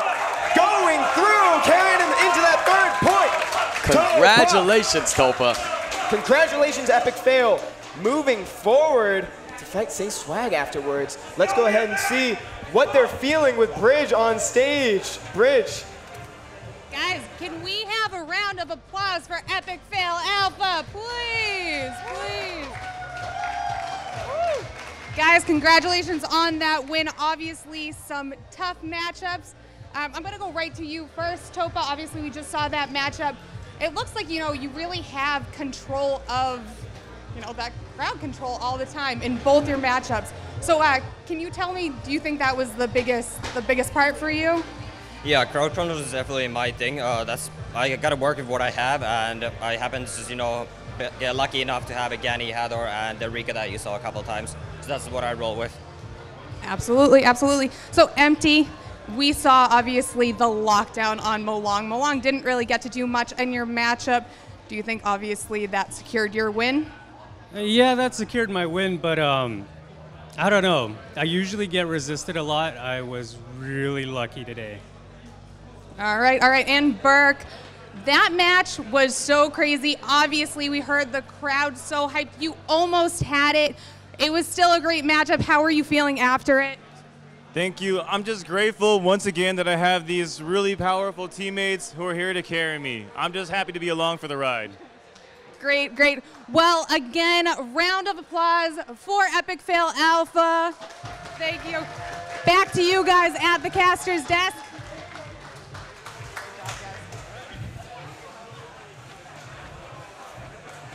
Absolutely amazing battles there. That was awesome. Thank you, Epic Fail. That was great. Congratulations, guys. You're moving forward in the bracket to fight Say Swag. Oh, my God. Let's see that bracket. Let's see it right now. We got Say Swag again and Epic Fail Alpha in the finals. This is gonna be big. This is the matchup I've been waiting for. This is the rematch. This is the rematch. This is going to be their second chance to potentially show what they got. Epic Fail really ramping up, really showing that they've really warmed up through these matches, and they can definitely win. Yes. And now we're right back where we started. Say Swag against Epic Fail Alpha. They've had times to prepare. They've seen each other's monster box. They've seen those strategies and how dangerous Topa can be when he gets in deep in his strat. once he keeps it down. Topa's doing real good. He's having a really strong showing here, being as that first player and that anchor player at the same time. Yeah, they've kept him in that first spot consistently. Can't wait for this next match. It's going to be awesome. Again, guys, we've got surveys before each set. I don't know if you guys are filling them out, but please fill out these surveys. Tell us who you think is going to win. Get those rewards. We can tell you all we want, who we think is going to win, but we're not going to be getting you prizes as much as those surveys, so fill them out, guys. Awesome. All right, guys, so we're going to be back here shortly with the finals for the Guild Arena Battle segment. See you guys soon. See you guys soon.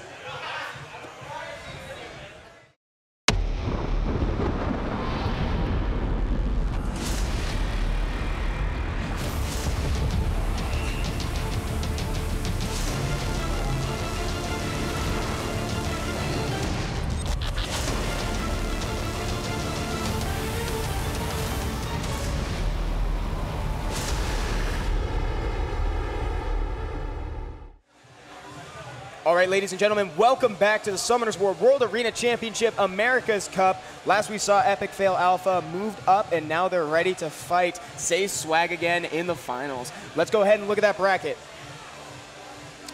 Final battle here. Yeah, I know. This is where the sparks fly, because they know what each team has now. Each guild knows what each member has, so it's going to be interesting. The rematch. The rematch, and I don't know if I'm ready to say goodbye to this format yet. I really love these pick bands. I love seeing the diversity in the pick band phase that we don't always get to see. Sometimes you forget that Summoners War has over 1,000 monsters in it, so right? many that they can choose. There's so many options. Once you get to that third round, and thank goodness we've actually gotten to see a couple matches like that, I'm not ready to say goodbye though, but stay tuned guys, because later on this afternoon, once it closes in on 5 o'clock, we're going to have those semifinalists from the preliminaries fighting off to become the finalists to represent the Americas at Korea on October 13th. I'm excited for that. Yeah, me too. We're gonna see the bracket now, right, for the this for guild? Guilds? Yeah. Yes, we should be seeing the bracket here, so that way you can see the journey that these guys have taken. Epic Fail Alpha and Say Swag were matched together right at the start, and now they've both traveled their way to the finals. Epic Fail has done it through the losers bracket, come all the way back up for the finals. This is going to be a best of 5 like the last few matches that we've had. It's going to be interesting to see how they're going to go ahead and change up the lineups and everything from the first time they fought. Yeah, the players look like they're coming back in here. Look prepared. Swag. They look really prepped. I imagine the nerves must be getting to them at this point, but they're not showing it. This is the battle. Yeah. What's at stake again, Evan? The what? What's at stake again here for the winner? Oh, the guild that takes this one is going to, these 3 members are going to go to Korea with the first and second place winners from the semifinals later on to Korea on October 13th. Plus, all of their guild mates are going to get 500 crystals. Wow. Even the ones that there's a lot of pressure here, not just to win for themselves to go to Korea, but I think there's a lot of pressure behind in the guild as well. They're probably watching right now, rooting them on like, I could use another 500 crystals. Trying to see if they need to check their inboxes if only later. you picked this and won this, you would have got us crystals. I don't even want to think about that. Oh right? my God, everybody's a critic, right? Once they go back, they're going to hear that criticism from the rest of their guild. Yeah. Make sure if you guys didn't do it yet, get into the surveys, go ahead and put who you think is going to win. Now that we've seen both teams really perform, both guilds perform throughout this entire tournament, it's leading up to this finals here. Who do you think is going to win, Evan? I'm rooting for Epic Fail Alpha. Really? I'm rooting for Epic Fail Alpha. They're kind of considered more of the underdogs, right, compared to Swag. That's why I'm rooting. That's why I'm rooting. I love both of these guilds. So in my right mind, I can't say that I prefer one or the other because I love them both. It's just Epic Fail Alpha. Their journey is incredible. Being matched up with the favorite from the start, traveling all the way from the losers bracket to the finals. It's incredible. We got to see that. I'm rooting for Guild best out of 5. Guild best out of 5. As long as it goes 5. At least 4 matches. 5 matches would be great. Exactly. That's when I'm going to pick who I want to win. But let's get to 5 matches. That's what I want to see. And they're both suitably warmed up, which is the best part. Like, we've got all that hype carrying over from these past games leading up to this moment. They're all loosey-goosey and ready to battle it out. Yeah, by now they're really used to being on stage. You know, sometimes the nerves can really kick in, really change your picks, your bands, some of the skills that you use. But looks like they have great stage presence now. They do. Not nervous anymore. And I can see Burke holding up the iPad to make sure to block out his whispers. They're talking about who they want to send up first. My guess is Topa. Swag knows what they're doing. Concentrated. They're not even talking. They're not saying a word. This is like psychological damage. They're in the zone. They're dealing psych damage right before they even get into the game. Not even a single smile. No. They're here to win. They're not here to. They're not here to be happy. They don't need emotions here. They just need to win. Meanwhile, Epic Fail has got all that heart. Look at Burke. Hi, Burke. Berg's always so chill. Yeah. Good to see you guys. And there they are. Swag, not saying a word. They've already done, you can tell that they're already huddled up prior to it. I really like their jerseys that they got for Me both too. teams. Both teams have great jerseys. It's really nice. Looks like they're getting ready to do the coin toss just in a second here. Here we go. Here we go. Seppi's got that coin. This is pretty important factor. Who gets to go first? There you go. Say Swag. Say Swag gets that first pick option. Somebody's showing off their monster box in the front. Wow, look at that Pretty monster nice. box. Wow, good Set up units. for a roast here. Good units, dude. Yeah, let's roast them live. Thompson stepping forward as number 1 with Topa at the start. This is what we kind of expected. We did see Thompson go in first last time as well. It's going to be interesting to see how he actually has a lot of the units that Topa likes to use. Yeah. So let's see how he's going to be able to take it away and see what Topa can do to react to them. Again, these guys know each other's accounts at this point. They've seen the same matches. Thompson knows how to counter Topa, and he knows that people have traditionally had a hard time adjusting to Topa's playstyle. Once he gets in his endgame, that's usually it for people, so I imagine Thompson's already prepped for that. He's had a lot of time to think. Here comes Ganny, first pick. Thompson with a Ganny first pick. That's been Topa's favorite first pick. Yeah, Topa's gotten first pick quite often here, and looks like Thompson's able to take. Oh, is he okay? All right, I guess he's just waiting on confirmation if everything's okay. He's just thinking. Topa thinking now. What can I take that he thinks that I'm taking, that I'm thinking about what he's taking, what he's taking? There are layers to this. There are layers to this decision. There's layers. But psychology. Do this. Taking his time. He might actually know what he's going to pick, but he's taking his time, really thinking about what he's going to pick maybe in the next. In the rear. Man, He's thinking about he's not thinking about the 1 and 2. He's thinking about 3, 4, and 5. Takes out Thor and Triana. Nothing new here. We're not treading new territory at this point. Yeah, Again, this is these units are all like, this is full monster box access right here. Nobody's been banned.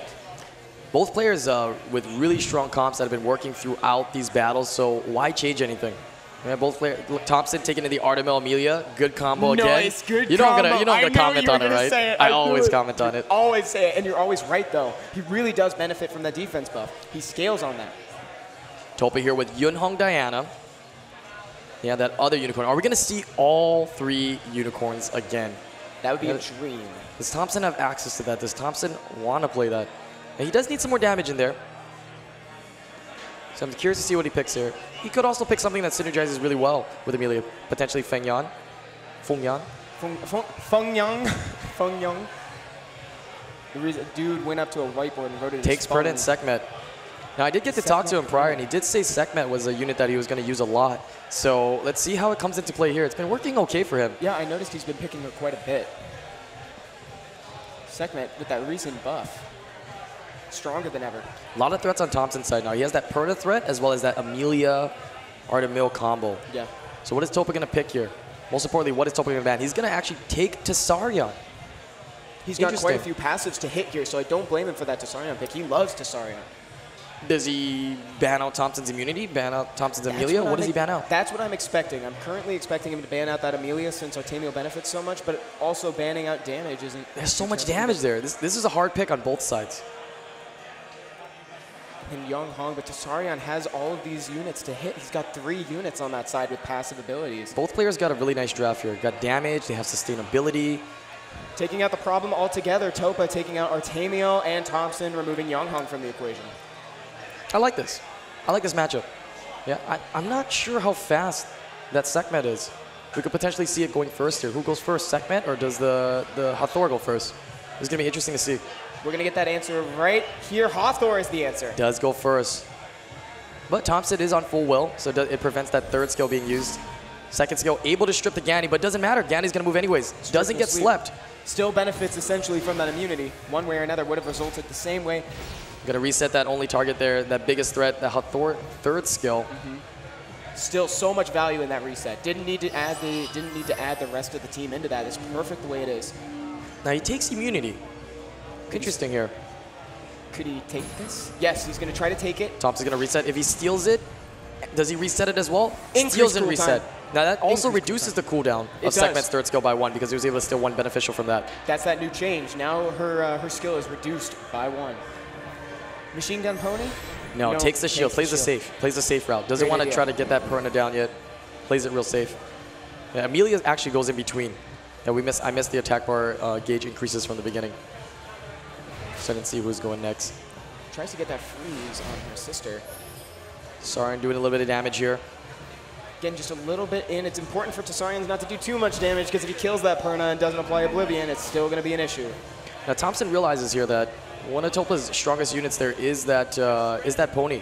So being able to take that out really prevents Topa from stripping anything on his side, which in line he can definitely continue to keep the immunity up with his Amelia. If there's one thing we've learned, it's that Diana is the threat. Can he get the defense break? Doesn't get anything. He gets a defense break, but doesn't get it on Diana. So is he going to change targets now? No, he's still going strong on that Perna. He knows the immunity is going to end soon. Okay, what will Thompson do? He's thinking now. Yeah, Hathor's reset. Tsarion is a threat. 1 HP. Oh my God! Tsarion's okay, but he can't recover. Wow. Well, Triana can cleanse. Does Triana have that heal up? Oh, gone. Never mind. Not even an issue. Thompson making sure that there's no issue there. Thompson in a very dominating position here. Topa with not too much damage output. Thompson with that Perna still very strong. And anytime you see Perna out with Ganny, it's really hard to kill that Perna until you get rid of the Ganny. I'm never going to count him out as long as he's got Diana. Well, he's got Diana. Yeah, let's see what he does. Doesn't get a proc. No stuns. No stuns either. Probably going to go for... Gets a despair stun, though. Wow. All right. Sounds good. Now can Perna stun. Doesn't get the stun, but does a lot of damage to the Hathor there. Hathor is looking a lot worse for wear. I wonder who she's going to try to sleep. Tries to sleep the Ganny. Unable to get it. Then we got that Ventilate potentially coming out onto the Sekhmet. Can hopefully try to steal one of those immunities so he can keep working on those units. All right. Every time this pony goes, you got to be a little worried. Because it can move forever. Usually it ends up in death. Technically speaking, it could move forever, technically. Move forever. Here we go. Everything's ship-shape right now. This is where you pray. Doesn't get another turn. We're going to probably see a reset here. Does he land it? Does he take the immunity? Lands it. Wow, Sekhmet really being consistent here. Yeah. Yeah, pretty known as a unit that a lot of people dislike because it never strips and resets, but obviously right here, proving that she can. Yeah, and what a time to show it when she's on this stage. Hathor hanging on with a prayer. She can try to protect the team a little bit. There you go, applying the defense buff, cleansing that unit. He can reset anybody he wants. And does he need to reset? Yeah, he doesn't need to reset the Hathor. He's going to probably go ahead and kill it in his next rotation. That was very low. He's got that immunity up.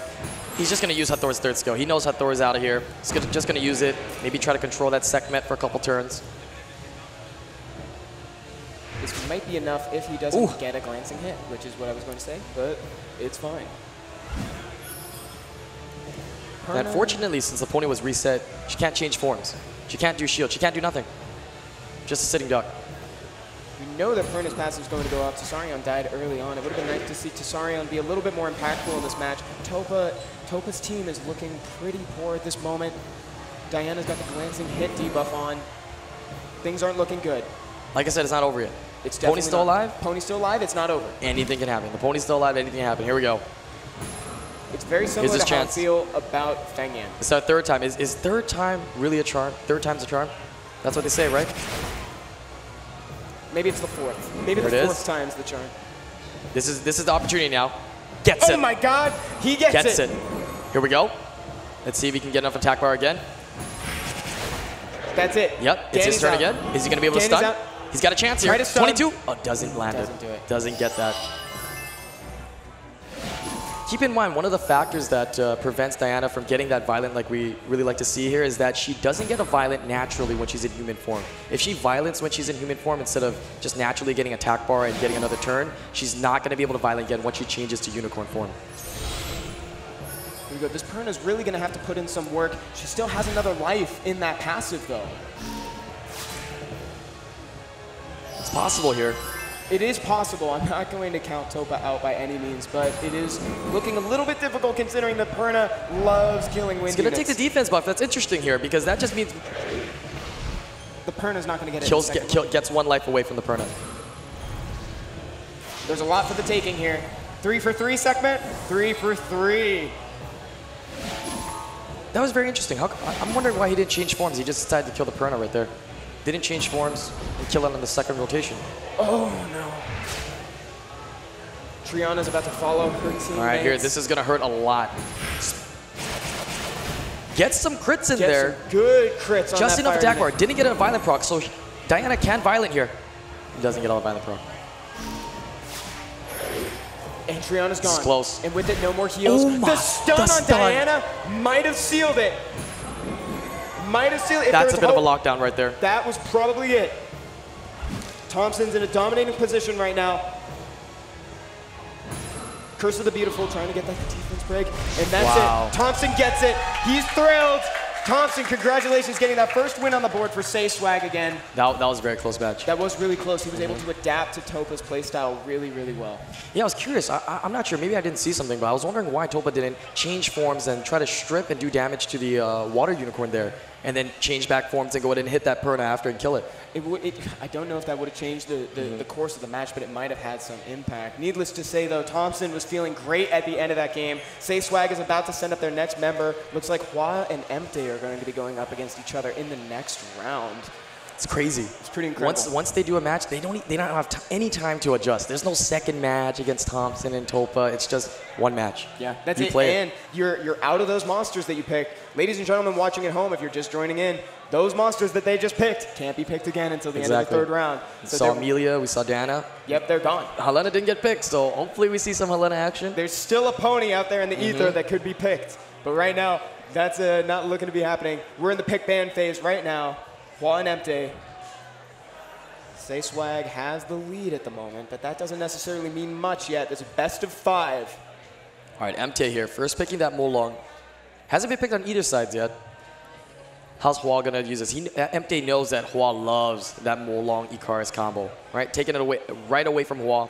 What's Hua gonna do instead? I mean, I could still expect a Ragdoll to be played here, but let's see how Hua adapts to this and as he picks his units. I'm sure Hua has tons of different options, but there's no denying that he loves that combo. I love it too. I'm kind of sad that we're not going to get to see it again. Are we going to see Ragdoll? We probably will end up seeing Ragdoll still. The only trouble with that is that usually he puts his opponent in a position where they feel like they have 2 hard bans, and that way he can get away with having Ragdoll on. It's dangerous now. MT's got that double resetter. Pretty hard to deal with here. Hua responding with a Wusa and Tessarion. Okay. Not too fond of the Tessarion pick. Just in case a passive is chosen. Just in case. So far, he's got no targets on the enemy team, though. And there's one. There's one. MT taking in that Artemil. I feel like this has got to be Ragdoll. This would be very interesting if we don't see a Ragdoll here. And then he would get away with the speed lead. He'd have Wusa. There's the Ragdoll. Thank you, Hua. And can we already both guess what's going to be banned on both sides? Probably Ragdoll. I think the Ragdoll Artemil might get banned here. Probably the Ragdoll in there. Yep. But you never know. It's a mind game. You never know what your opponent's going to ban. Just because we say it, it's not locked in. They're both taking their time to decide. There's the Ragdoll and Beta. Very nice. Getting rid of the immunity. Getting rid of the immunity option on that team. Interesting. Now, he doesn't have any immunity, so he's going to have a little trouble potentially against Hua with those bombs from Sierra. Right. He's got no way to really defend against them anymore. All right, let's get into the battle here. Wusa going first. He's got plenty of immunity. Does Oki get the reset? Stripping the reset would be so helpful right now. Doesn't even strip. Oh no, Oki really needed to get that. Gets to sleep on Molong. Wow. This is a great setup for Hua right now.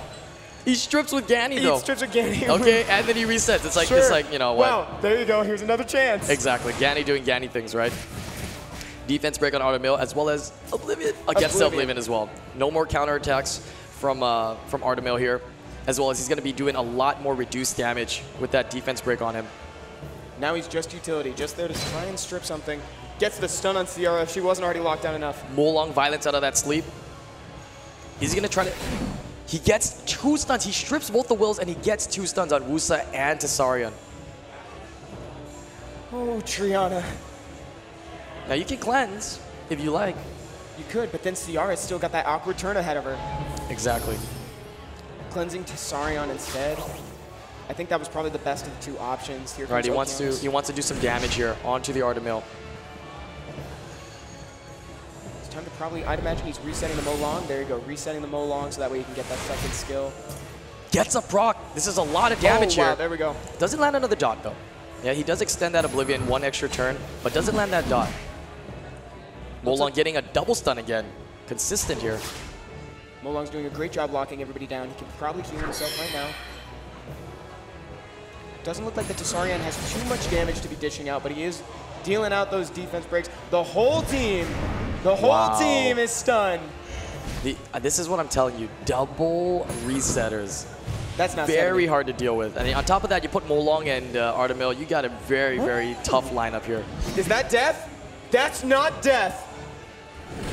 Totally That's fine. death. The Okeanos could usually waste a turn there of just first skill and no problem at all. Probably good, a safe time to heal. Unless he wants to try to get the sleep. Lands the sleep? Wow, okay. Taking that calculated risk. That was real good. He's got a chance here. Molong with one stun this time. Can he get a sleep from Triana? No, doesn't get a sleep. Gets attack bar reduction. One more chance. Gets the attack bar reduction again. MT must be feeling pretty good right about now. Look at this reset rotation. Not much for Where right now. Yes, you're right. Ciara is being consistently kept under control. We were talking about how he didn't have a whole lot of immunity on the table, but he's proven, MT has proven to us that that doesn't really matter for him right now. As long as you keep that Ciara under control, then you don't really need it. Paul having some trouble here. I guess he's been taken out of his game a little bit. You know, he relies on his Ragdoll and his Molong and the Icarus combo a lot. So having a tough time being able to fight MT here. This is no easy game. This is the second one, you're right. Monsters are locked out, working with what he's got. Get some heals up. Despair stun. Wow. Salt in the wound. Yeah, he's gonna stun him anyways. Full team stun. Oki with the reset again here. Oki's got it. Looks like double reset. Hua's nodding his head. He knows. I think Hua's soul reset. The next RTA match he does, he's not gonna even have cooldowns on his units starting off. He's trying to take as much time as possible. Is able to kill the Molong. There you go. He's laughing. He knows. He got punished though. He got punished, but he's buying time. He's buying time for his team to think about the next match. Again, best of 5, one loss. It doesn't turn the tides here. The despair stun. Again. Oh my gosh. Oh my gosh.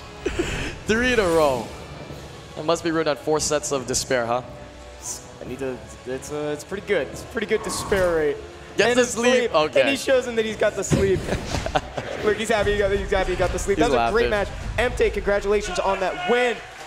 Carrying it forward, each team has a point on the board. Again, best of 5. 1 point doesn't mean too much. They can still pull. Either team can pull ahead at this point. What do you think of that match? That was very exciting.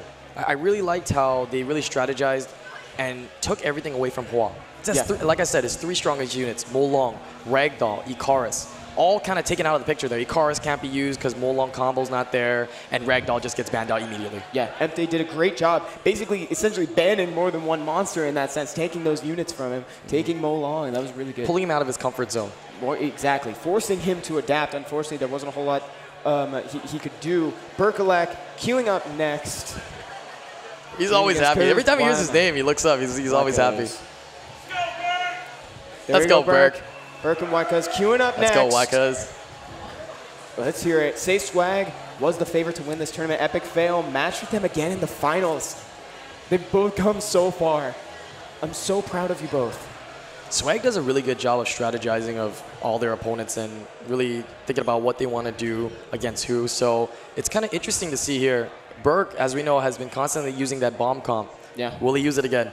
I don't know. Does Waika just take the bluff, or does he just assume that Burke is going to be using the bomb comp again? I don't know what he's planning on doing. He might go for a different kind of cleave maybe or something. We've all seen the bomb team at this point. We know that it's great. We know that the bomb team is great, but I don't know if he's going to pull it out a third time, especially in the finals. Pulling out a team that we were already really familiar with in the finals might end up being hurtful to his team. This is for everything. This is to go to Korea. Dude. 500 crystals for everybody. We just need 2 more wins on the board for either team, and then they get the win, and they go to Korea on October 13th for the finals. Why? Because taking the Tiana away from Burke. Oh my God, he's taking the option away right away. Now what does Burke do? Burke's all like, why? Burke's all like, why are you doing that? Burke's it's like, what you choosing Tiana for? Burke's like, come on, man. Are you kidding me? But Oh, okay. Takes in Velajo and Helena. I like this. We were just talking about Helena, right? Yeah. The last pony who's been missing in action in all these different battles. Curious to see how it gets played here. Burke's like, you know what? I have a strategy. Fun. You never seen this before? Check this out. He's going to show. Waika's taking in Vanessa here. Taking Vanessa, taking Okeanos. He's going for looks like a more sustained, more crowd control approach already. A Burke with the double immunity pick here. Oh, wow. Velajo and Wusta, so we're guaranteed immunity on his side. Immunity and bruisers, I like this. This is a complete shift of Burke's strategy. We haven't seen Burke pull anything out like this before in these matches prior. This is very nice. Waika's responding to the immunity with so many different strippers. Tiana, as we know, just strips everybody. No chance to resist, along with Diana, Yunhong, and Oki. Now what's Burke going to do? These are solid teams on both sides. I'm really excited to see what Burke picks here. He looks like he has a secret. Can we get some Chow action again? I'm always happy to see Chow at these. Always happy to see the Dragon Knights. All right, Rika's a really good pick. I do like it. Rika's always very nice, especially when your opponent doesn't have any form of immunity. There's none on that side. She's able to really deny turns on your opponent. I'm really expecting a Tiana man here, but let's see what Burke chooses. Why? Because I'm not entirely sure. I just hope he doesn't ban Helena. I would love to see Helena gameplay. It's a personal request from Island Grown. I tried. Denied. I tried. Request denied, Island. She's just so fun. There's still time. We still have another tournament later on today where we could possibly see Actually, everything's getting reset on the next match anyways. That's right, because so we we've gone through those three. So there's still chances to see Helena again. All right, looks like the players are here picking their leader skills. Not too many options anyways. Takes the fire health. Okay, HP, okay. He either had the health, he had the defense. Wants to keep that Rika alive? Yeah, smart move. This is a way different team than I'm used to seeing Burke take. Is this even Burke? I know, is that Burke? It's got a bunch of question marks. All right, Oki going first, of course with the speed lead. He's gonna be choosing to reset somebody here. Who do you reset, sir? Gonna go for Rika. Go for Rika instead, cool. Resisted! Oh no, she's fine. That's very troublesome. He's not going to be able to deal. Look at him smiling. Yeah, Burke's like, yeah, my Rika resisted. Got like the biggest smile. I love how expressive Burke is when he plays. It's always fun to watch. All right, did you notice that the turn order was just perfect? Yeah, Wusa goes after the Tiana. So Waikas doesn't use that third skill. Waiting for that good value to show up. Now Burke's fine with immunity, right? He uses it to boost his team in front. So he can get that Rika in front, gets the stun on Diana and all the dots. Oh my God. This is exactly what Burke wanted, that one reset miss. He's going for the damage on Tiana. That's 15%, I think that. No, it's not quite 15. No. Didn't proc Vanessa's passive. Wind of changes. Takes everything. Look at him. He's walking around. He's disappointed. He knows that was a little rough. Now, even though that was kind of rough, Burke's still in a really good position here. He knows why, because doesn't have any immunity. He's got all this CC. He's in really good position here. Doesn't break through the shield. It's the stun. He needs to kill Tiana. He needs to proc Vanessa's passive. Doesn't happen. Here comes. Okay, let's see if Okeanos can get the stuns, even on the water units. Gets it on only the fire units. This is going to be some damage here. Is it going to crit? Not enough to get through the shield. Diana with a Violet here. This is really important because it's able to shake off that attack speed slow. We won't be seeing that damage from Chow later on. Nah. Diana's in bad shape. She's got 5% with a dot on her. Tiana's on her way out. Waika is trying to remember what skills were used, who to reset. He decides to reset Velajo here. I think that's 5%, but I'm not going to be the one responsible for that. Is he going to just take it out? He might just do Takes it. it out. He just does it. Just procs the passive from the Tiana here. Is this going to hurt? Ooh, look at that damage onto the Chow. Very big damage on Chow. That might be a dead Chow. This is going to be it. This will finish him off for sure. Ooh. Chow's out. Rika's the last source of damage. Doesn't violent, so the pony could actually violent here. Hold on, let's see. Stuns. No violent. Okay. But stun. Now he's going for the real kill on Tiana. It's not looking too good anymore here. Defense breaks from wind onto fire. Now, are we going to see some crits? A kill from wind onto fire now. No kill. Only half of them. Now Rika's Oki with gone. the kill. Wow. Oh no. Was that?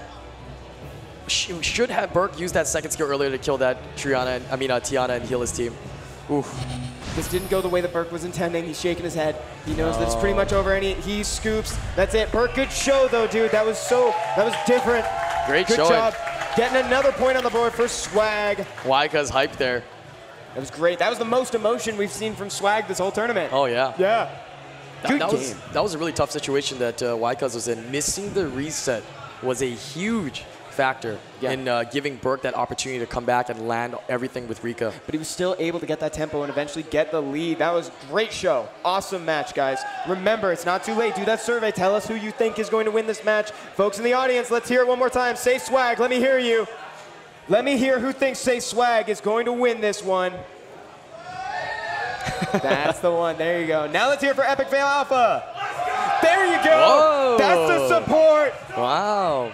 Everybody's cheering for Topa. Again, that was the first three. I'm cheering for Topa as well. I wanted to go to Game 5. Same. I want Game 5. I'm rooting for Game 5. Topa's back up. The bands are reset. So now they have full use of their entire monster box. That's really smart. Topa's been able to utilize his box, that same comp, all the time. Yeah. He's never had to be in a position of like second or third. He's got to use, because they realize that comp is really strong.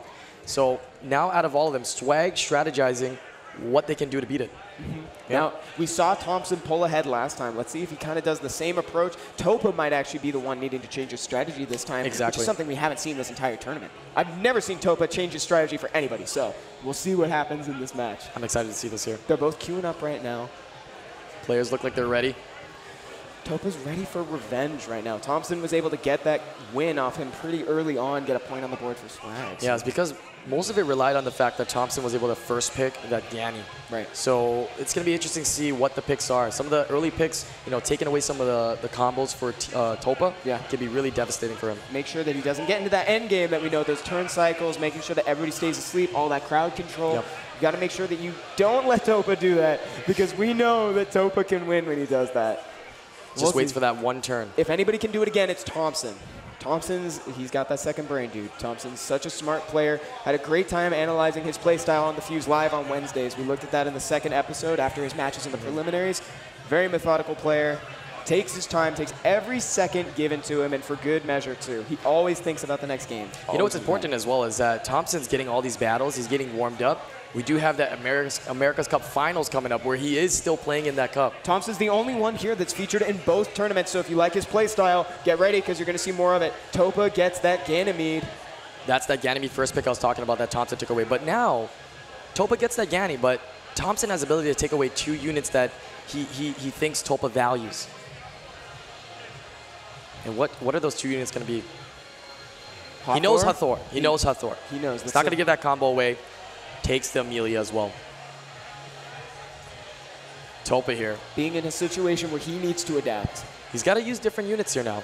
He's not going to get his solid team that he's used to. Starts off the same with Triana and Yunhong. Very smart. Doesn't release any information to his opponent here. Yeah, those are both solid picks independently, so now he can take that extra time to think about what Thompson picks. Thompson can do the same thing. He can just go with his standard Artemil and whatever unit he likes.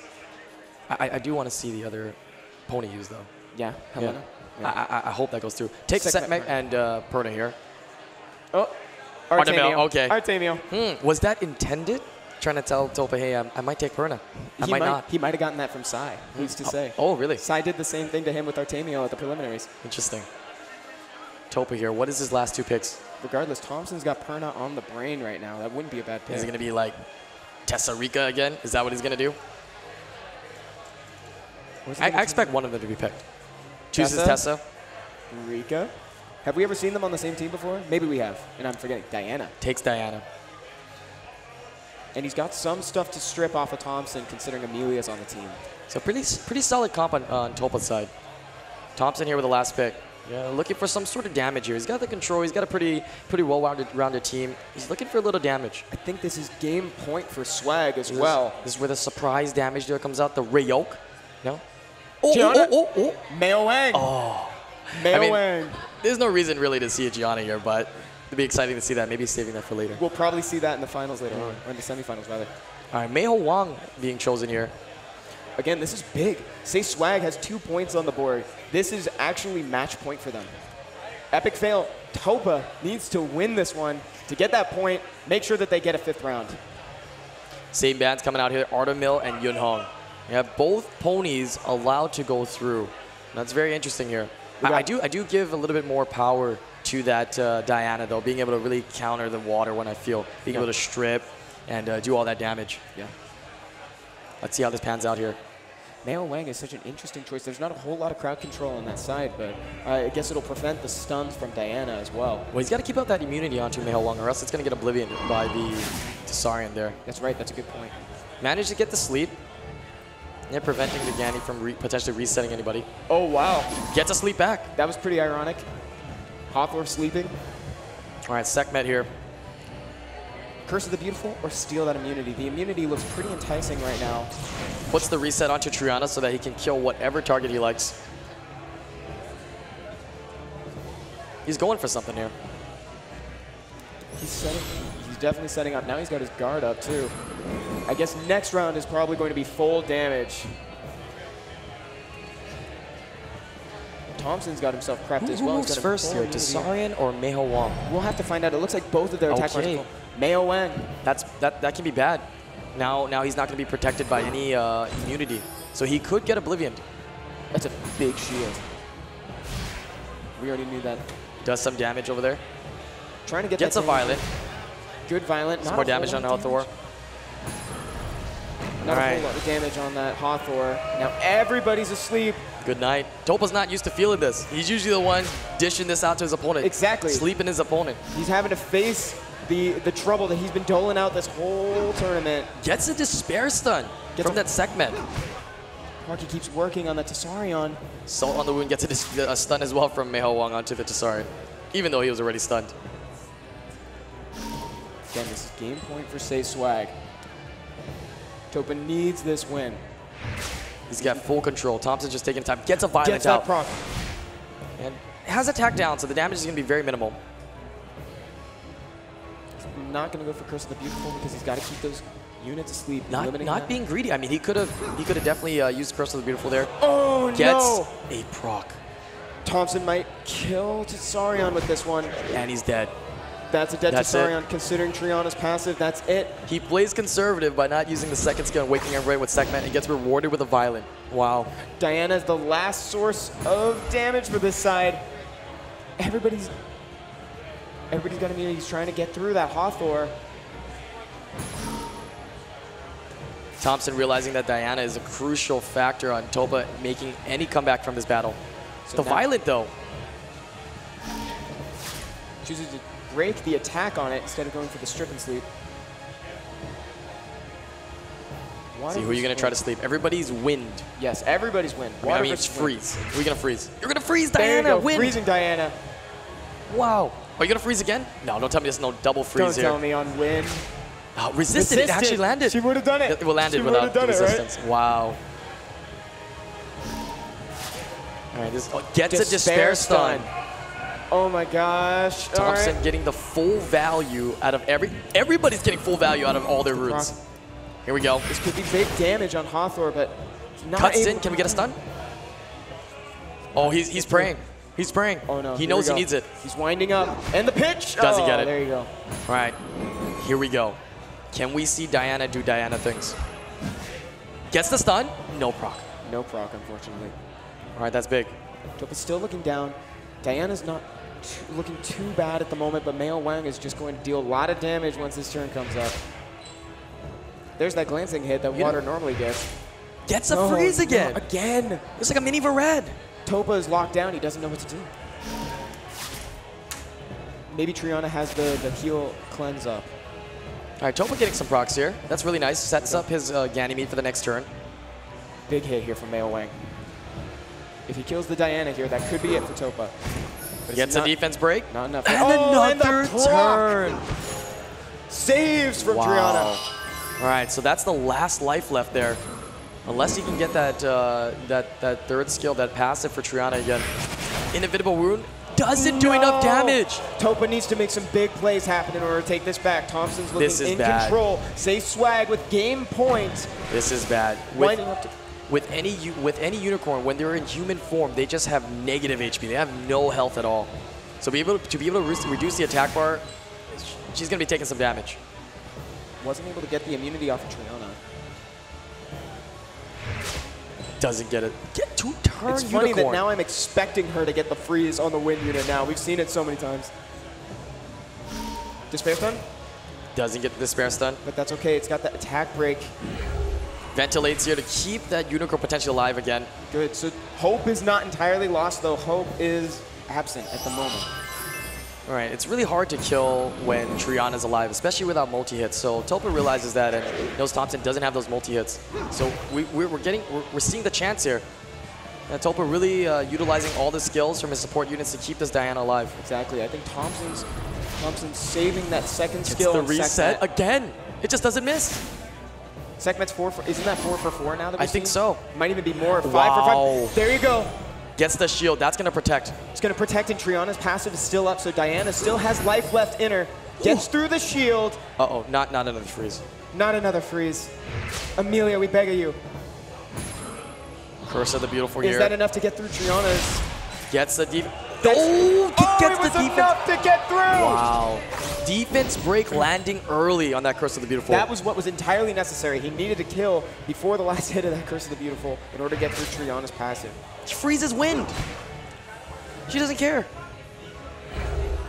Ventilate on the Triana, making sure the passive's up, just in case something happens. Let's see it. If this is a Rage Blade Triana, we need to see it now. I mean, this is rough. I'm gonna tell you, even if, let's say, Topa was 2v1, that Monkey King is very hard to kill just by himself. Thompson's in the zone right now. All those procs. Thompson's in the zone. He's craving that win. Gets the defense break. Defense break. On Thompson. Thompson takes the point, ladies and gentlemen. Say Swag, the winners of the Guild Arena Battle format. And they'll be going to Korea on October 13th for the finals. Guys, great job, great show. Way to make it through the entire tournament. We're going to be sending it over to Bridge here shortly so she can see how these guys must be feeling. I imagine amazing. Thompson looks relieved and very happy with that win. Let's go ahead and see how they're doing. Thank you guys so much. I am here with the winners of the Guild Battle. Guys, give it up for Say Swag again.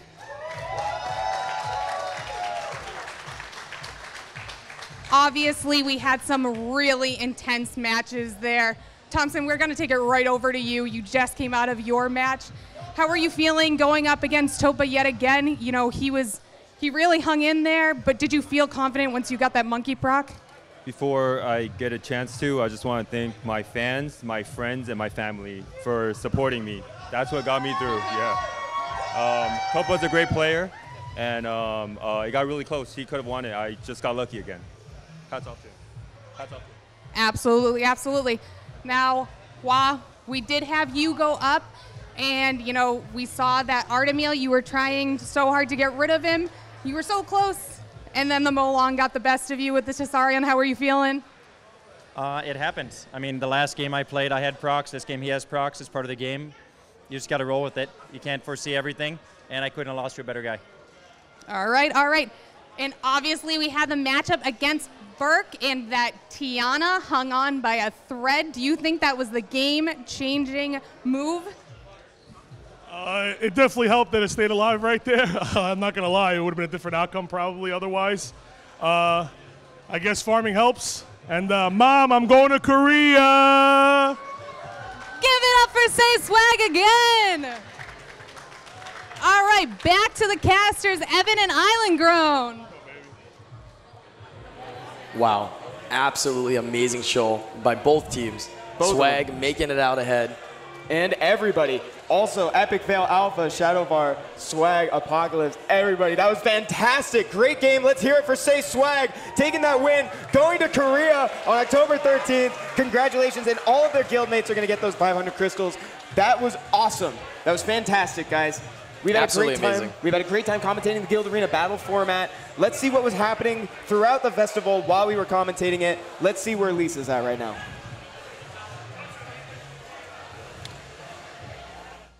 Welcome, everybody. We're here at the Mount Dragon Ice Bar. I'm Lisa Malambry, a.k.a. Lucy May, and with me is Whitey CB. Oh my gosh, who's hype right now? Drop the hype in chat. How are you doing today? I'm doing great, thanks. Great event. Great event. All right, well, first and foremost, I believe everyone is going to want a shout out from you. Can you do that for everyone? Shout out to everyone who came to this event. What about the people at home? Poggers. Shout out to everyone watching the event. Poggers. Is that like what is customary in your community? What exactly is kind of more of you? It's like, you know, PogChamp. Like,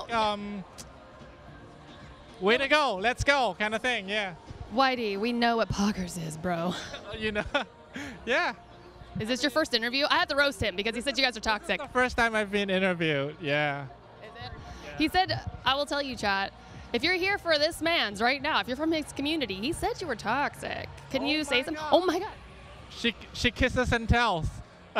Whoa, bro, that is exactly how rumors get started. Calm down. Anyhow, we've got some questions from the Twitch chat, all right? Here we go. Well, don't look, not yet, dude. First, what are your thoughts on the tournament? You said it was a great tournament. What can you give some more in-depth analysis on that?